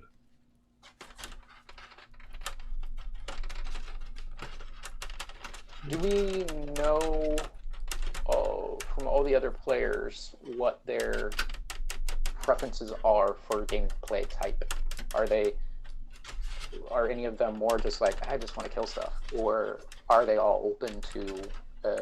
Well, they were all elongated role play. They were all brand new players, so they didn't have a ton of experience or knowledge.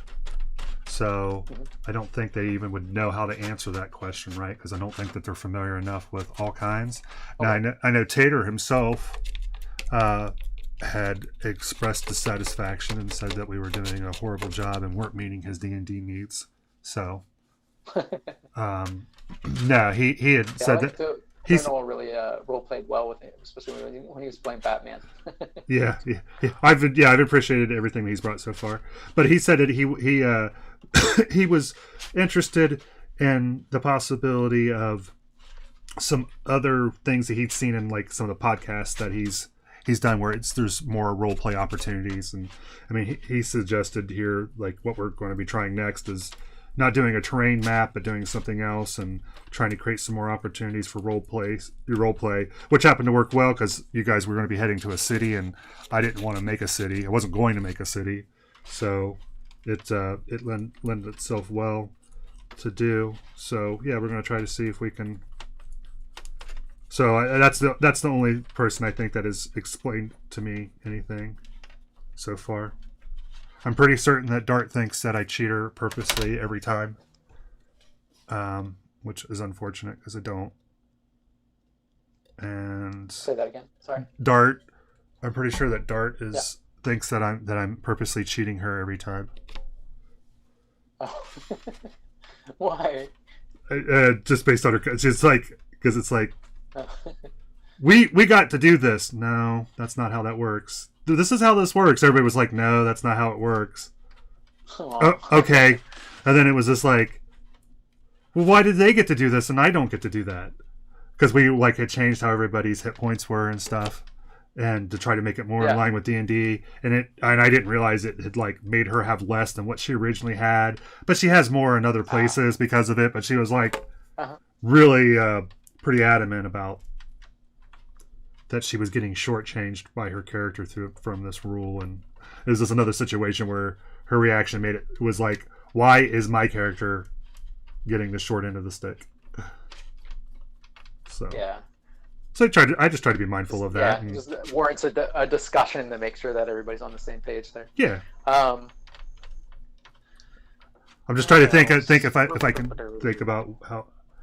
I mean, in general, everybody I think is having a really good time, and like I said, they're new players, so what their expectations. And we had a session 0, so I told them about what it was going to be, the game that I was interested in running, and because that's part of it too. Is like I'm not letting the orchestra write the symphony, or I'm not really letting the audience write the symphony, but yeah, I'm not trying to make anybody play something that they're not into, and I'm open for input of like how can we make this better and everybody have more fun. So at the same time, but it's like if you guys said I don't want to play a terrain-rich D&D game, then I'm going to say have fun finding another DM. I'm not going to stop doing a terrain-rich D&D game.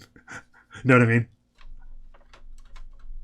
Yeah, but I mean, it's be like, that's fine. I'll find some players that Like, want if to we play start, like, a terrain-rich D&D I'm game. just concerned, like, and I don't know how well I'm gonna role play or how much I'm actually gonna get into it. My Yeah. hope is that I do well and that I'm able to be comfortable enough to really play into it. But that being the case, then other fears pop up and say, okay, well, if this does go well and I do get into it and able to inject a lot, is somebody else going to be like, oh, I hate this, why aren't we just killing stuff? So I gotcha. It's important for me to have that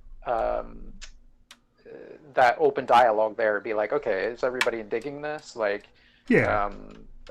And just adjust accordingly to make sure that everybody's having. I don't think that our group is cryptic enough that you're going to have a problem figuring out what people's reactions are. It'll be, I think, you'll have plenty of context clues to be able to make to get feedback on that. I think. Cool.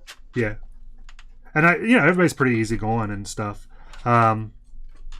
Yeah, and I mean, if we get into a bunch of role-playing situations, right, and other players aren't comfortable with role-playing, and it's required for the group to role-play, which, I mean, it's just going to work itself out. This is the way we do it. We don't have all the answers beforehand. We figure it out as we go. Just try to be sensitive to everybody and be cool and yeah, of course, and work it out. And that's Who are you talking to? No, no, man. Just saying. Just saying. Yeah, I'm trying to think of different ways to like, if everybody else is either not experienced or uncomfortable with it, maybe wants to role play but they're not comfortable to do so, trying to provide some opportunities to like throw them softballs with like open-ended softballs to try to encourage all you have to get them into it and have fun. And it's just like, I wish that I did a better job of it, but it's like my cognitive load is already at max capacity. I don't have any more RAM to really, do anything. So that's why, trying to offload it to somebody else helps a ton. It's just like just asking people questions, right? What would Dart do? Or if you in character ask Dart a question, that'll do a ton, right? That's probably 80% of the work right there, right? Just asking somebody in character what their character does, and then now you're playing role playing. Now you're playing a role playing game rather than just a turn based tactical. No, that's crawl. one of the main things. Is like, instead of just talking to the other player and being like, oh, what did we do?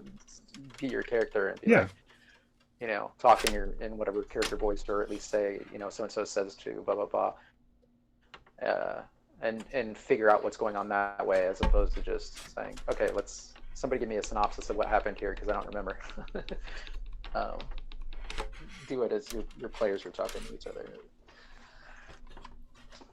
But yeah, I hope it works out well, and hope it's going to work fine. Yeah, no, man. A good energy. Everybody's excited for you to play. I mean, people have asked me specifically about you playing. I think I've had at least 3 people, I think, have asked me about it. So there's interest in you playing. So that's good. That's a concern that I have. I'm just concerned about, the only concern I have about adding more people is just the amount of time it takes for people to get to their turn. And so, but I've been constantly asking about it, and everybody says that the flow's been okay so far. So I think we're going to be good. And that's another reason why. Cool. It's one of the reasons why with the pets, it's not that the pets get. That was one of the questions Dart had, was, do I get a move and attack and my pet gets a move and attack? And it's like, no, it's always been essentially you have 3 action points and there's 3 things that you can do between you and your pet. I still get. Right, but part of that. I need to review that stuff because I still get confused with all the okay, there's a bonus action, but then that only event it doesn't apply in this, and there's a lot. And so now I'm trying fumbling to happen there. Yeah, and so I'm trying to now work that out as we're using the D&D rules, trying to figure out how this homebrew works with that. But it's never been. It was never that you get to move, you get to act, your pet gets to move, and your pet gets to act. Because one of the things is like there needs to be this tension of like, it can't just always be you and your pet, you and your pet, you and your pet, you and your pet. And so by this, it's like you can move and you can act, but your pet can only move. So now it creates a distance, and so now it creates this balance. So now your pet can move and act, but if you're still there, now you can act. But it's this built-in mechanic that's part and parcel to. I designed it that way very much on purpose. So, but it's I don't know where I was going with that. Are the pets? They have a certain number of hit points, and then they go back. That was this is where Dart thought that we cheated her, because we were. I think that we had made it that your pet's hit points. At one point, they had their own hit points, and then I think that we were making it that it's half of your hit points. We tried to make everything the same what we can, but when we made this switch, I think that we were saying that because it increased some people's hit points, that we were saying that pets have half hit points, half of your hit points. And then they basically share all your other stats. Their strength rolls and all the rolls will be based off your stats, because they're not true animals. Okay. They're magical expressions of yourself. So that it kind of makes sense that way as well. Okay, so that might be okay. I need to work that in. So the pet is not. Is it in any way an entity of itself, or is it an expression of you? I think that if and this is borrowed from his Dark Materials, but if a person cannot be far from their daemon, and to do so it causes great pain, and we had that that's kind of a situation that we had here, is that I don't think the players are fully understand it, but Raina didn't have a pet, and so she just got her pet, and that was part of what she went through, and so it's been actually a great stress on Raina to be so far removed from her pet. So it can happen, but it happens at great distraught. Right. Okay. But say like if my pet is an imp, but he's not an actual imp, so he's not like from the abyssal plane or the infernal plane or anything. No, I would agree with that. Yeah.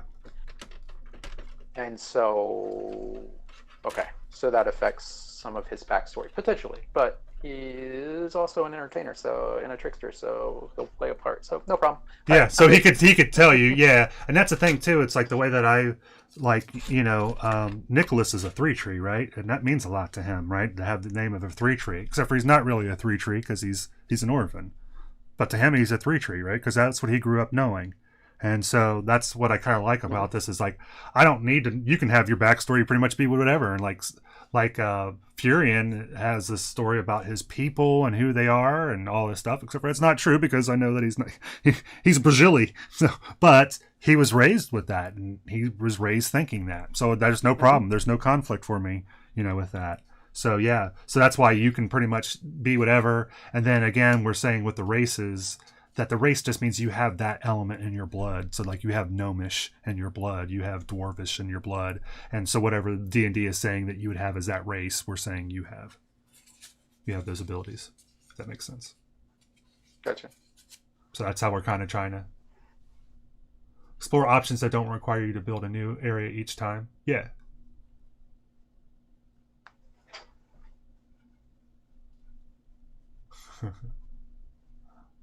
But so Mustard was, was talking about exploring some more RPG elements, like I said, that he's seen in other games, and I'm all for that. It's hard to get people to role play, but Nicholas is bringing a ton of it right out the bat, and you've always, I think, been looking for somebody to kind of to play along with, and haven't had it in our other sessions. You didn't really have willing. You didn't have anybody yes-anding you, right? I didn't feel like whenever you've tried to do that stuff. So, but I don't think that you're going to encounter that. And again, like when it comes like to maximating, it's great because Shasta will just roll critical fails on everything, and it just will make for a better story. Dart will go off on her own anytime there's treasure or a ladder, and Furion just walks straight into traps. He'll just walk into a trap and then just walk into another trap. So there's no worries about. You shouldn't really have a lot of performance anxiety from that point. How well am I playing my character point? Because that's a zero concern really for what we're doing. Yeah, it's more of a just a personal. It's more about the story. I mean, that's what I want. As I want me and the players to collectively see what their actions in the dice say about this story, within the sandbox that created, and the rails that organically arose through their actions. So, all right, let me move this over here, and let me work on the roof. Yeah, and I appreciate what you were saying too, Mustard, about, he's like, it's a lot of work building these boards, and it is a lot of work building the boards, but we can do things that don't require you to do that. But like right now, it's like I actually have to take time, because if we were going to do a board, I could do a board, but I have to do things that require me not to do some other things. Like I have to figure out Bohem. I have to figure out how big of a city it is and what all that means. And I've never done DnD. Never not D&D because you don't have a board. Like D&D started pen and paper. So oh yeah. Pencil and paper. So. Yeah, but it's like I need to make things that I don't have right now. Yeah. And I found there was this there's this lady out of Australia, younger lady, and something Monarch. I can't remember what her name is. And she does some really good D&D stuff. It's pretty impressive for as young as she is. She's really smart. But she was talking about that in one of her, I think it was in like her economics classes or governance class, that there was a thing. And she's like, it's silly. It's an acronym. It's silly, but it works. And it's called SPAM. And so with sperm, you think about when you're doing city building, you think about the socio, you think about the political, the economic, the religious, and the military. And if you think about those for them, it helps you to be able to understand the characteristics of a city. And it was like, so that's been helpful. And is it Monarch's Factory? That sounds right. Yeah.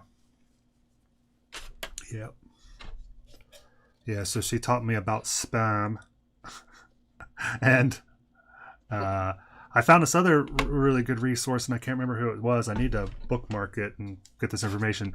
But he's like, a hamlet is this, a town is this, a city is this, and then he used a different term outside something larger than a city, and I can't remember what it was.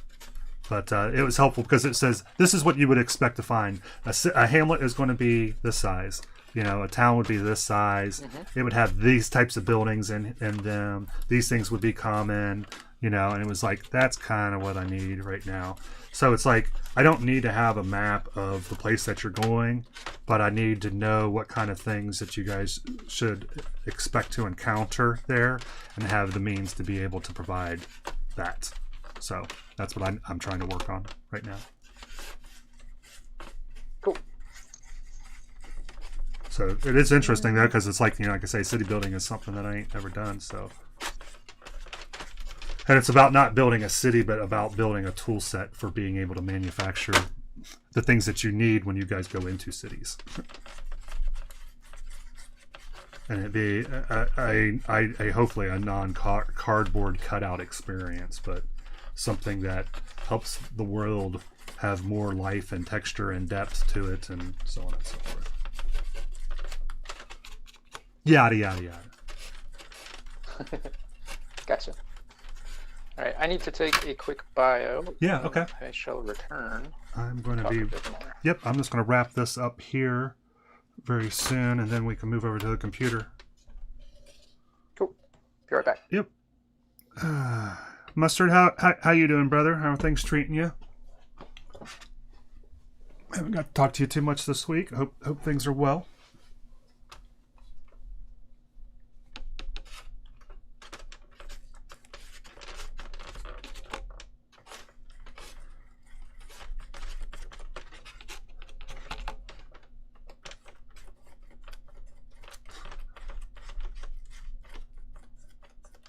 Work's being pushy today. That's Carrie's getting to the part where she's got to I think next week has to begin starting to go back, which I think is stupid, but at the same time, I mean, I get it. I don't know.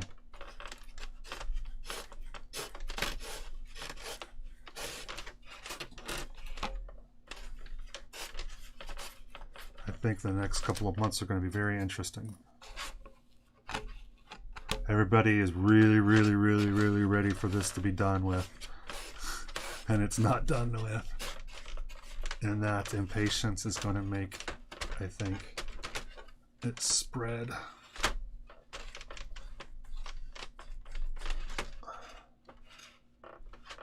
Yeah, I know. I was thinking about that you were saying that you actually were, but it was kind of indefinite that they told you, right?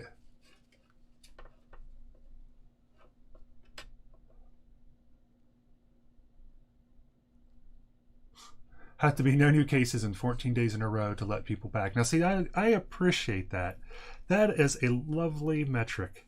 This is one that cuts all of the should we, shouldn't we. When we do this, then we can do this. So that gives you a window, an instant runway. That's a good way to. And that'll never happen. It'll never happen. I was thinking about that. It's like, at what point does this thing? Because there's at some point to where you're not worried about a certain strain of flu, right? So does that flu just die and go away? It done hit everybody that's going to hit? Or is it that everybody needs to be exposed to this in some way, and that either you're going to get through it or not, and we're going to do it in a controlled enough manner, or we're going to delay it long enough until there's a vaccine? I guess I'm just not. I don't know. I don't know what I've heard that term. I'm not 100%. Let me see. Computer, what is herd immunity? According to Johns Hopkins University, herd immunity occurs when most of a population is immune to an infectious disease, in turn providing indirect protection to those not immune. There are two ways to achieve herd immunity. A large proportion of the population either gets infected or gets a protective vaccine.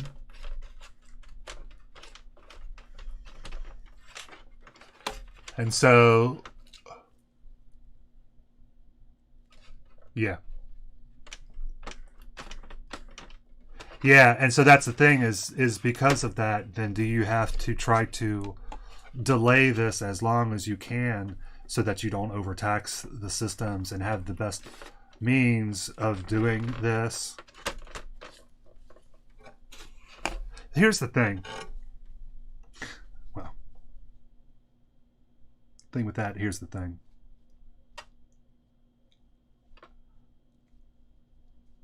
I'm not a smart man, Jenny, but I know what love is.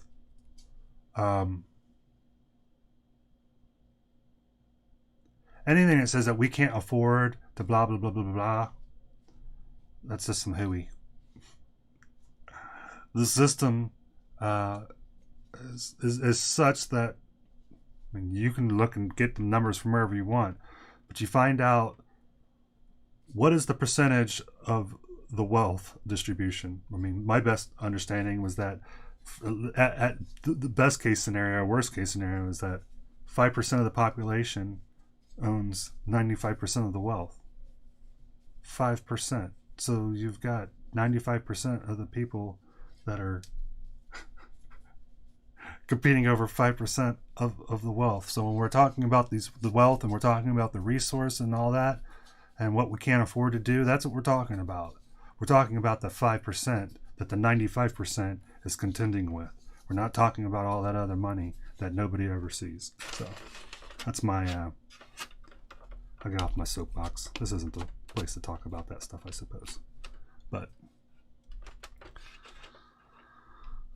so what's interesting is that a situation like this could really, I think, cause there to be some sort of revolt and or reform, because the system will end up breaking, and when the system breaks, people weren't content to let people sit in their castles. there'll be changes, but Randy's going to come back and say, "What the fudge?" I hear him in the background. I know. Mike, what? I step away for 1 minute. You can't leave me alone, Randy. Why did you do that? You left me alone, and I started complaining about that 95% of the wealth is controlled by 5% of the population, so that when we're in all this situation and they say that we financially can't do these things, I think bullshit. Because what we're talking about is that the 5% can't support the 95% in this thing, and that either that 5% starts coughing up a lot more of that 95% that they're sitting on, or situations get cray. And when that happens, that's not good for them, because when revolution occurs, people aren't content to just let people sit in their castles. Those are the ones that they're going for. Ever hear of a little thing called the French Revolution? Yeah. Wasn't very pretty. Yeah. So, I don't know. I think that we have some interesting times, and it's like I was just saying that I think that everybody's impatient, and so I think we're trying to force this return. Everybody wants to go back. Everybody's done with this already, but we're not done with this, and it's just going to be. I think that it's going to cause some situations where, I mean, it seems like what we're seeing, right? Carrie was informing me that Florida, if regarded as a country, would be the 6th highest country of number of cases of COVID. Could you repeat what I said so I know that you comprehended that? Yeah, that's crazy. Florida, if regarded as a country, is the 6th highest country with COVID cases. Mm-hmm. Florida has more COVID cases than China.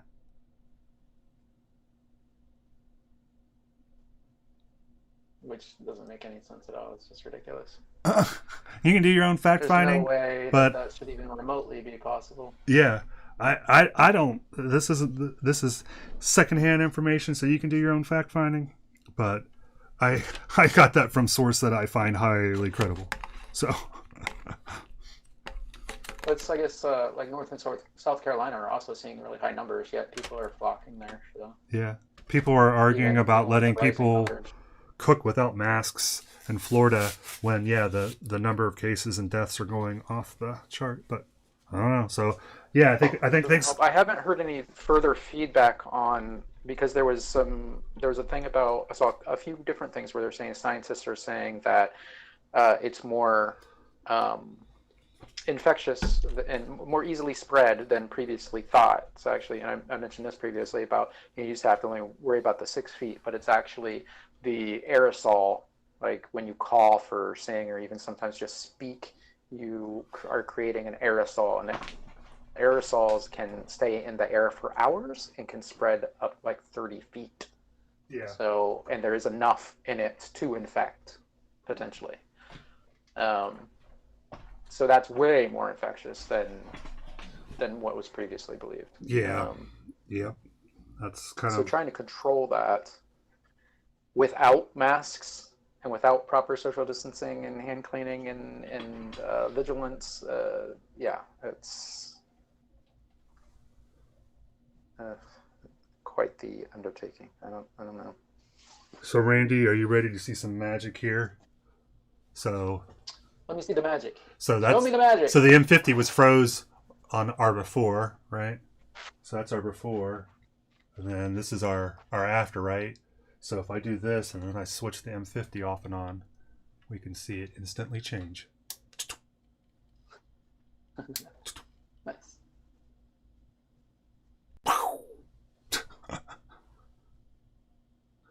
All right, so Gosh, we got. it's like magic. Not unlike. Okay, let me make sure that I put this some water on this brush real quick, just so it doesn't get all hard and crusty. And then, Randy, actually, we're getting at 2:17, so maybe we should hold our Patreon walk on through another time when we're not rushed, because you said you had stuff you had to do, correct? Yeah. So why don't that's fine. We can do that next week. I'll keep that in the notes. Is there anything else that you had on the agenda that you wanted to make sure that we crossed off here?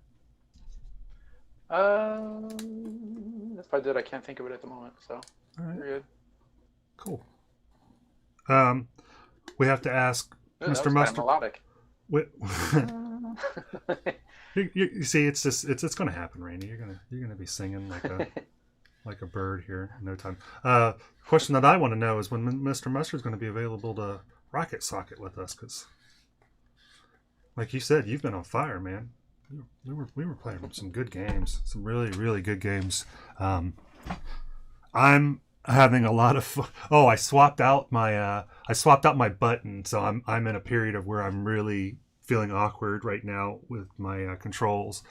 I used to double up so that my ball cam and my what do they call it? the power slide.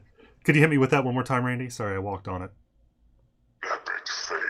Epic fail. Yeah. So I've mapped that to my shoulder button now so that I can try to.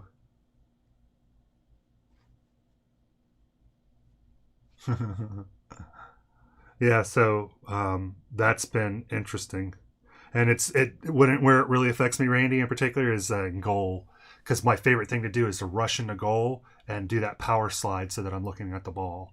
And I have to do that in some other wonky way, and I haven't figured out which one's the button that does the thing that I want it to do, the power slide or the ball look. And so I'm doing the wrong one, and so it's causing me to do all kinds of do the wrong thing at the crucial time.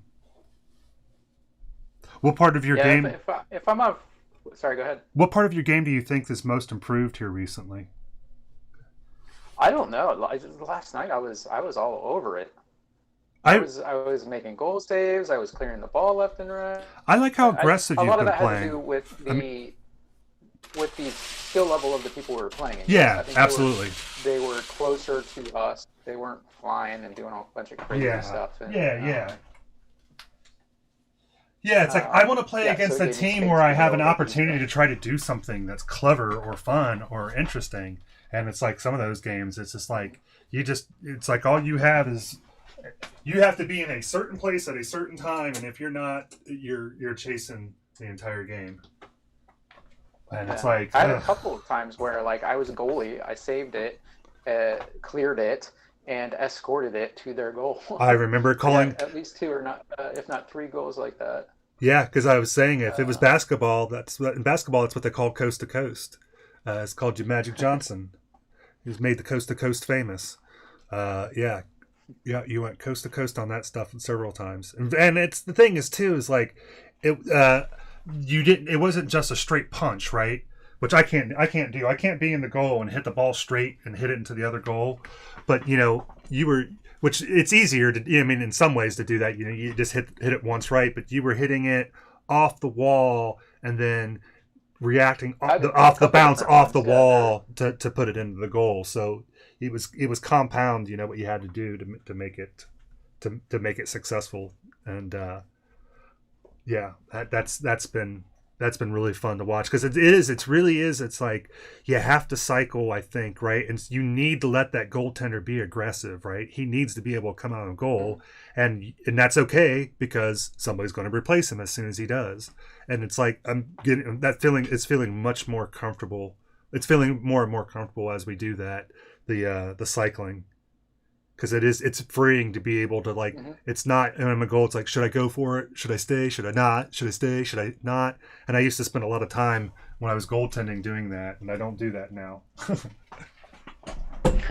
It's like there's a point where it's going to be in a spot that you have to challenge it, and so I feel like that most of the time when I'm playing goal, that it's like you're getting those corner. Sometimes you got to sit in there, right? Other times you just got to be like, look out. Yeah. Thank you. Well played, sir. Well done. Points. You're getting major points today, Randy. You really earned your pay. You really earned your salary today. my whole 2 cents. Yeah. That's funny. Yeah, that's been a lot of fun watching you be aggressive and punch the ball out and follow it up, and yeah, that's been. And I've been enjoying trying to up my backwards game. I've been having a lot of fun with my backwards game because people don't anticipate you doing anything effective backwards. It throws them off. I've found. So I find like it's a tool that I can use against players that have a deeper skill set than me, because they haven't spent a lot of time understanding where how a person who's going backwards is going to play. So and also it's like I take it from like hockey. It's like defensemen, right? When they're skating out of the zone, the offensive zone, a lot of times they're doing it backwards so that they can see what's going on, right? If you don't have to rush, why not go backwards so that you can see the play as it's happening rather than it occurring all on your back? So, and I'm also finding that you can do some things like you can do something forward, and if you've missed it, you can do the same thing backwards and have a chance of hitting it. So like say that, there's situations where you've missed putting the ball in, but you can just, if you just think about it, you can come back and you're going to have a real good angle at trying to hit it. Some situations like that, it's been fun. I've had a lot of fun with. And I've been trying to be more aggressive with the goaltenders. So I like to try to make that shot in the corner and not even worry about following it up. Just like try to tip it towards, it's going to end up bouncing in front of the net, and then just abandoning the ball because somebody's coming in behind you. Yeah, you get the pass. Yeah, and so and then you can get in front of the pass and try to knock the goal. Because even if you don't destroy him, you have a good chance of destroying. If you don't destroy him, you can knock him or run into him or pin him. And if you don't do any of those things, you get him to move, which I find is generally good because, again, it puts them in a spot where they don't want to be. So they have to attack. They have to attack the ball down from different angles. We need to spend some time getting better about kickoffs. Whoever's closest to the ball should be the one challenging it, because they'll most likely get to the ball first, and then whoever is second closest to the ball will deal with the follow-up. So hopefully, like if the ball just gets everybody hits it at the same time and it just dead zones there, just sits there, then the second person will immediately be able to have a chance to zoom up there and take it. I do think that think that is solid. One person has to make sure one person's job is to make sure they touch the ball or challenge the ball, because if not, then you give the other team an easy shot. The other person shouldn't challenge the ball. They should just go ahead and get some boost and look for, if it gets past, if it comes into your zone, that they try to be aggressive on it so that the goaltender doesn't have to be. And then if it gets past them, then the goaltender makes whatever shot he has to make, which hopefully isn't as bad because of what the middle person did or didn't do. And then whoever was the person that was starting the kickoff, if the ball's in a defensive zone, it's their job to try to get back in the goal. And Colonel was thinking when we're right next to each other in front of the goal, left goes for the ball, right stays in goal. That's interesting. The other thing I was talking about, I had mentioned previously, I saw a video about rotating off the back column, pillar, pole, something like that. And it was where you have your goalie and then the other two people are rotating for the goalie position, and so the goalie will move forward when somebody else comes up behind him to take his place in goal. So he doesn't come out, but once he comes out, going after the ball. Okay. Yeah. The other person that had just challenged the ball is coming back and grabbing that rear corner power up and then coming in to replace the goalie. So you've always got a goalie, and that is the goalie. He has his opportunity to do his thing, and then the other person is always there to replace him, etc. One person is always going to get power up to get ready to be a powered up goalie. I got you. That kind of thing, and it looked like it was a really helpful tool, a really helpful strategy. But it takes practice, because you got to sit there and realize, get that in your head and realize when to recognize the right moments and things. In general, we're definitely getting better at cycling, and a lot less. Definitely. One of the areas that I would like for us to be a little bit better at is being able to understand if two people are going in at something, which one is the one that should pull up. And helping the few, because it's like we don't do as nowhere near as much of hitting the ball at the same time, or knocking into each other. That's we're getting a lot better in that and giving spacing. Yeah. But sometimes, and usually it's just because we don't see each other. I think, right?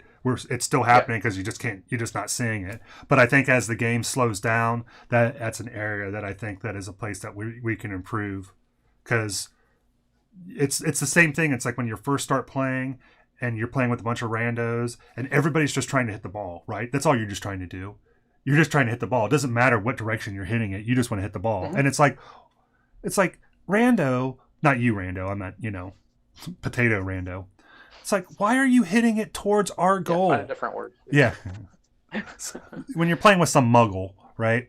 And it's just like, and the muggle's hitting it back towards your goal. It's like, what did you think was going to happen? What was the best case scenario here out of you hitting the ball from that angle? And they were like, there wasn't one.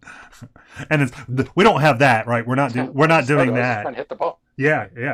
And it's just like, but there are places where it's like, oh, I'm in front of you. I'm going to hit it first, but I'm coming at an angle and you're coming straight in towards the goal. I need to pull off. And I gotta get better at that. Yeah, and that's another part was saying that positioning is key. Helps with that as well, doesn't it? Part of that is giving space, making sure you have your own space, giving the other people space, and that takes a certain level of experience and trust. You have to know that your teammates got the ball, so this is their turn. It's their ball right now. Yep. I'm giving them their space to do their thing. Right. And then once they hit it, whiff it, whatever, then it's my turn. I move up and we switch spots. Yeah, exactly. I'm rotating. I'm finding so that way you're not all in the same, gathered up in the same spot. You have a better reaction time for if the ball bounces or somebody grabs it or whatever. As I'm playing with muggles, I'm trying to figure out how to do this, right? Because when you're playing with some real low level muggles, right, they're going to miss the ball, and that they're trying to hit the ball, but they don't have any speed, and so it's just like, do I have to sit there and watch you fail because it's your ball, or do I don't want to lose 7-1, and I'm supposed to come in here and and do some things, and I think it's a balance between those two, but it's like sometimes there's like some games it's just like I'm going to lose because you're going to not do your job, but I'm going to allow you to not do your job because I'm not helping you by stealing the ball from you. So you're my teammate. You're gonna do the job, or you're not going to do the job, and I'm not going to feel bad if I lose 7-1 as long as I was trying to do what I was doing, and I can feel actually more comfortable because I'll let you do what you needed to do rather than trying to. And even when you find a teammate that cool. that they'll do that to you, right? I mean, they're not going to necessarily give you that same courtesy, so you shouldn't expect it back in return. But because they're probably not going to give it to you. But it's like, okay, I have to try to just let. And it is hard, because it's that same thing that you've talked about, like when it's like the other team, it's like they miss the ball, and then they miss the ball, and then they miss the ball, and you're like, well, damn it, I'm going to go in and punch it, and then that's when they knock it out, right? And you're like, what should I? That's part of the mind games too. They can do that, but on purpose to try to get you to come out. Yeah, I have seen that on. You get that with teams that like to dribble and pass to each other. Mm-hmm. I do like that how slight changes really can affect people though, right? Because it's like if you're going fast, and then all of a sudden you go slow, how it throws them. Like, like you're going coast to coast, right? And so you're taking that ball down to their goal and you're going really fast, but then you try to slow it up right before you make that pass, and you try to make that pass into it real nice and gentle. And everybody's running. And so then when you make that pass, it's not, what they're expecting. They go flying around.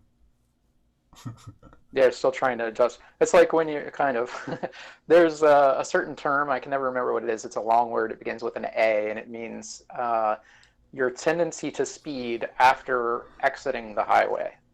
So okay. You're used to going fast, and you have a tendency to just because you're like You have a left foot. your mind is used to being in that motion, like Mhm. so you don't think you're going fast particularly, but you are. Mhm. It's kind of like that in a way. Like your mind is not catching up to the change fast enough. You're still thinking like, oh, it's going fast, it's going to go far, I have to go for that, and it's not quite the situation.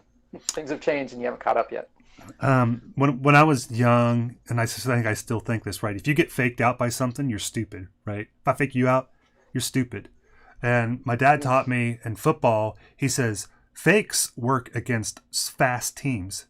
You can't fake out a slow team because they're too slow to react. So you do fakes against fast people. Fakes work good against fast. And it's just like, there's a lot into that I never thought about. And it's just like, that's interesting. That was really interesting. But yeah, it's like a fake. Like if you do a fake, if I do a head fake and you're slow, you didn't react to the thing. By the time I get to the what I was really doing, you didn't even know. So yeah. And you'll find that too is like I find that with myself, right? That when I'm being defensive, that sometimes I need to slow it down. Because of that, I'll jump out. I want to jump out of position, right? And so you kind of have to fight that tendency. But good stuff. Colonel said he thinks being able to change the speed of the ball from slow to fast to slow is a sign of a really good player. Yeah. Yep. Yeah. Ball control. Yeah. Yeah. I'm rarely more intimidated by a player intrinsically. I think that when I see somebody that's bringing it with a lot of speed and then stops it down there and makes like tiny adjustments, and it's just like, oh, you're in for a long night because this player's got a lot of tools in their toolbox. and we're starting to see that, and then you'll see a group of players. When you're seeing a group of players, and at least one or two of those guys are like that, they're grouped, and one or two of them are like that, and you're like, ugh. This could be a long night. You're going to spend a lot of time defensively in your corner, probably. Oh, but yeah, Colonel Mustard, I am trying to learn how to use the ball cam more when I'm flying and things like that. So that's why I moved it to my shoulder. So you can expect me to see me do a lot of goofy things in the air in the meantime. But with I that, need to get back to practicing that. I was doing it for a while and then I got away from it. Yeah, I think now that I've changed this, it'll be good. It'll be good for me. Yeah. Did you get a chance to watch any of the little extra things that I included? Not yet. No, with yesterday being the tax day, it ended up. But I do still have it as a to-do. I also thought like old school movie preview trailers would be good to add. You know what I like to do? The trailer for the original Jaws and stuff like that would be cool to add in before or in the middle. I used to do that sometimes when I did Sunday movie night. A lot of times I'll do a movie on Sunday night, and there's one I did some old ones. I would look to see what movies were playing at that time and play trailers from movies from that period, and that's really fun. Because it was like watching Aliens, and it's like you'll watch it and it's like, that movie came out that same year. That movie came out that same year. That movie came out that same year. Yeah, that's cool. So yeah, that can be fun if you're watching those, is trying to find some, and they're pretty easy to do with YouTube, finding some movies that were from that time period. I found a few things about cartoons from like 70s and 80s cartoons, and just on Amazon would be cool as well. On Amazon Prime. I think I had showed that before, one of the movies that we had, and it was, they have a real long thing, and it's a collection of like lobby cartoons. Let's all go to the lobby I found a stuff. couple of those. Yeah. I found some. I found like the basic like drive-in ones, but then I found some creepy remakes where it was like the basic thing, but like then all of a sudden it got super creepy and like trippy. I was like, what is happening? The 70s. So weird. The 70s probably, or the late 60s. What's that? He's like, what happened? And I was like, the 70s. The 70s happened. Oh no, it's like somebody took it now. Like they were doing it for their movie night, probably. Oh, I got you. And they were really like halfway through it suddenly trips to like, oh my god, this just took a turn. Like, holy crap, this got dark. And it's just the basic movie trailer or the movie. So like, let's all go to the movies, except it gets dark halfway through, and you're like, whoa. It starts to turn into like Sausage Fest. Wait, now I gotta look for that. Let's see. Oh, that's not what I was looking for. Well. All right, y'all. Anything I need else? to motivate and relocate here, I think. So. Right on. Well, thanks everybody who hopped in and spent some time with us. I see some names in here that we recognize. Another viewer, Commander Brute, Helm, Lurks, Need Him, Coxic. And then I always prostrate so much Shadows and Mr. Mustard.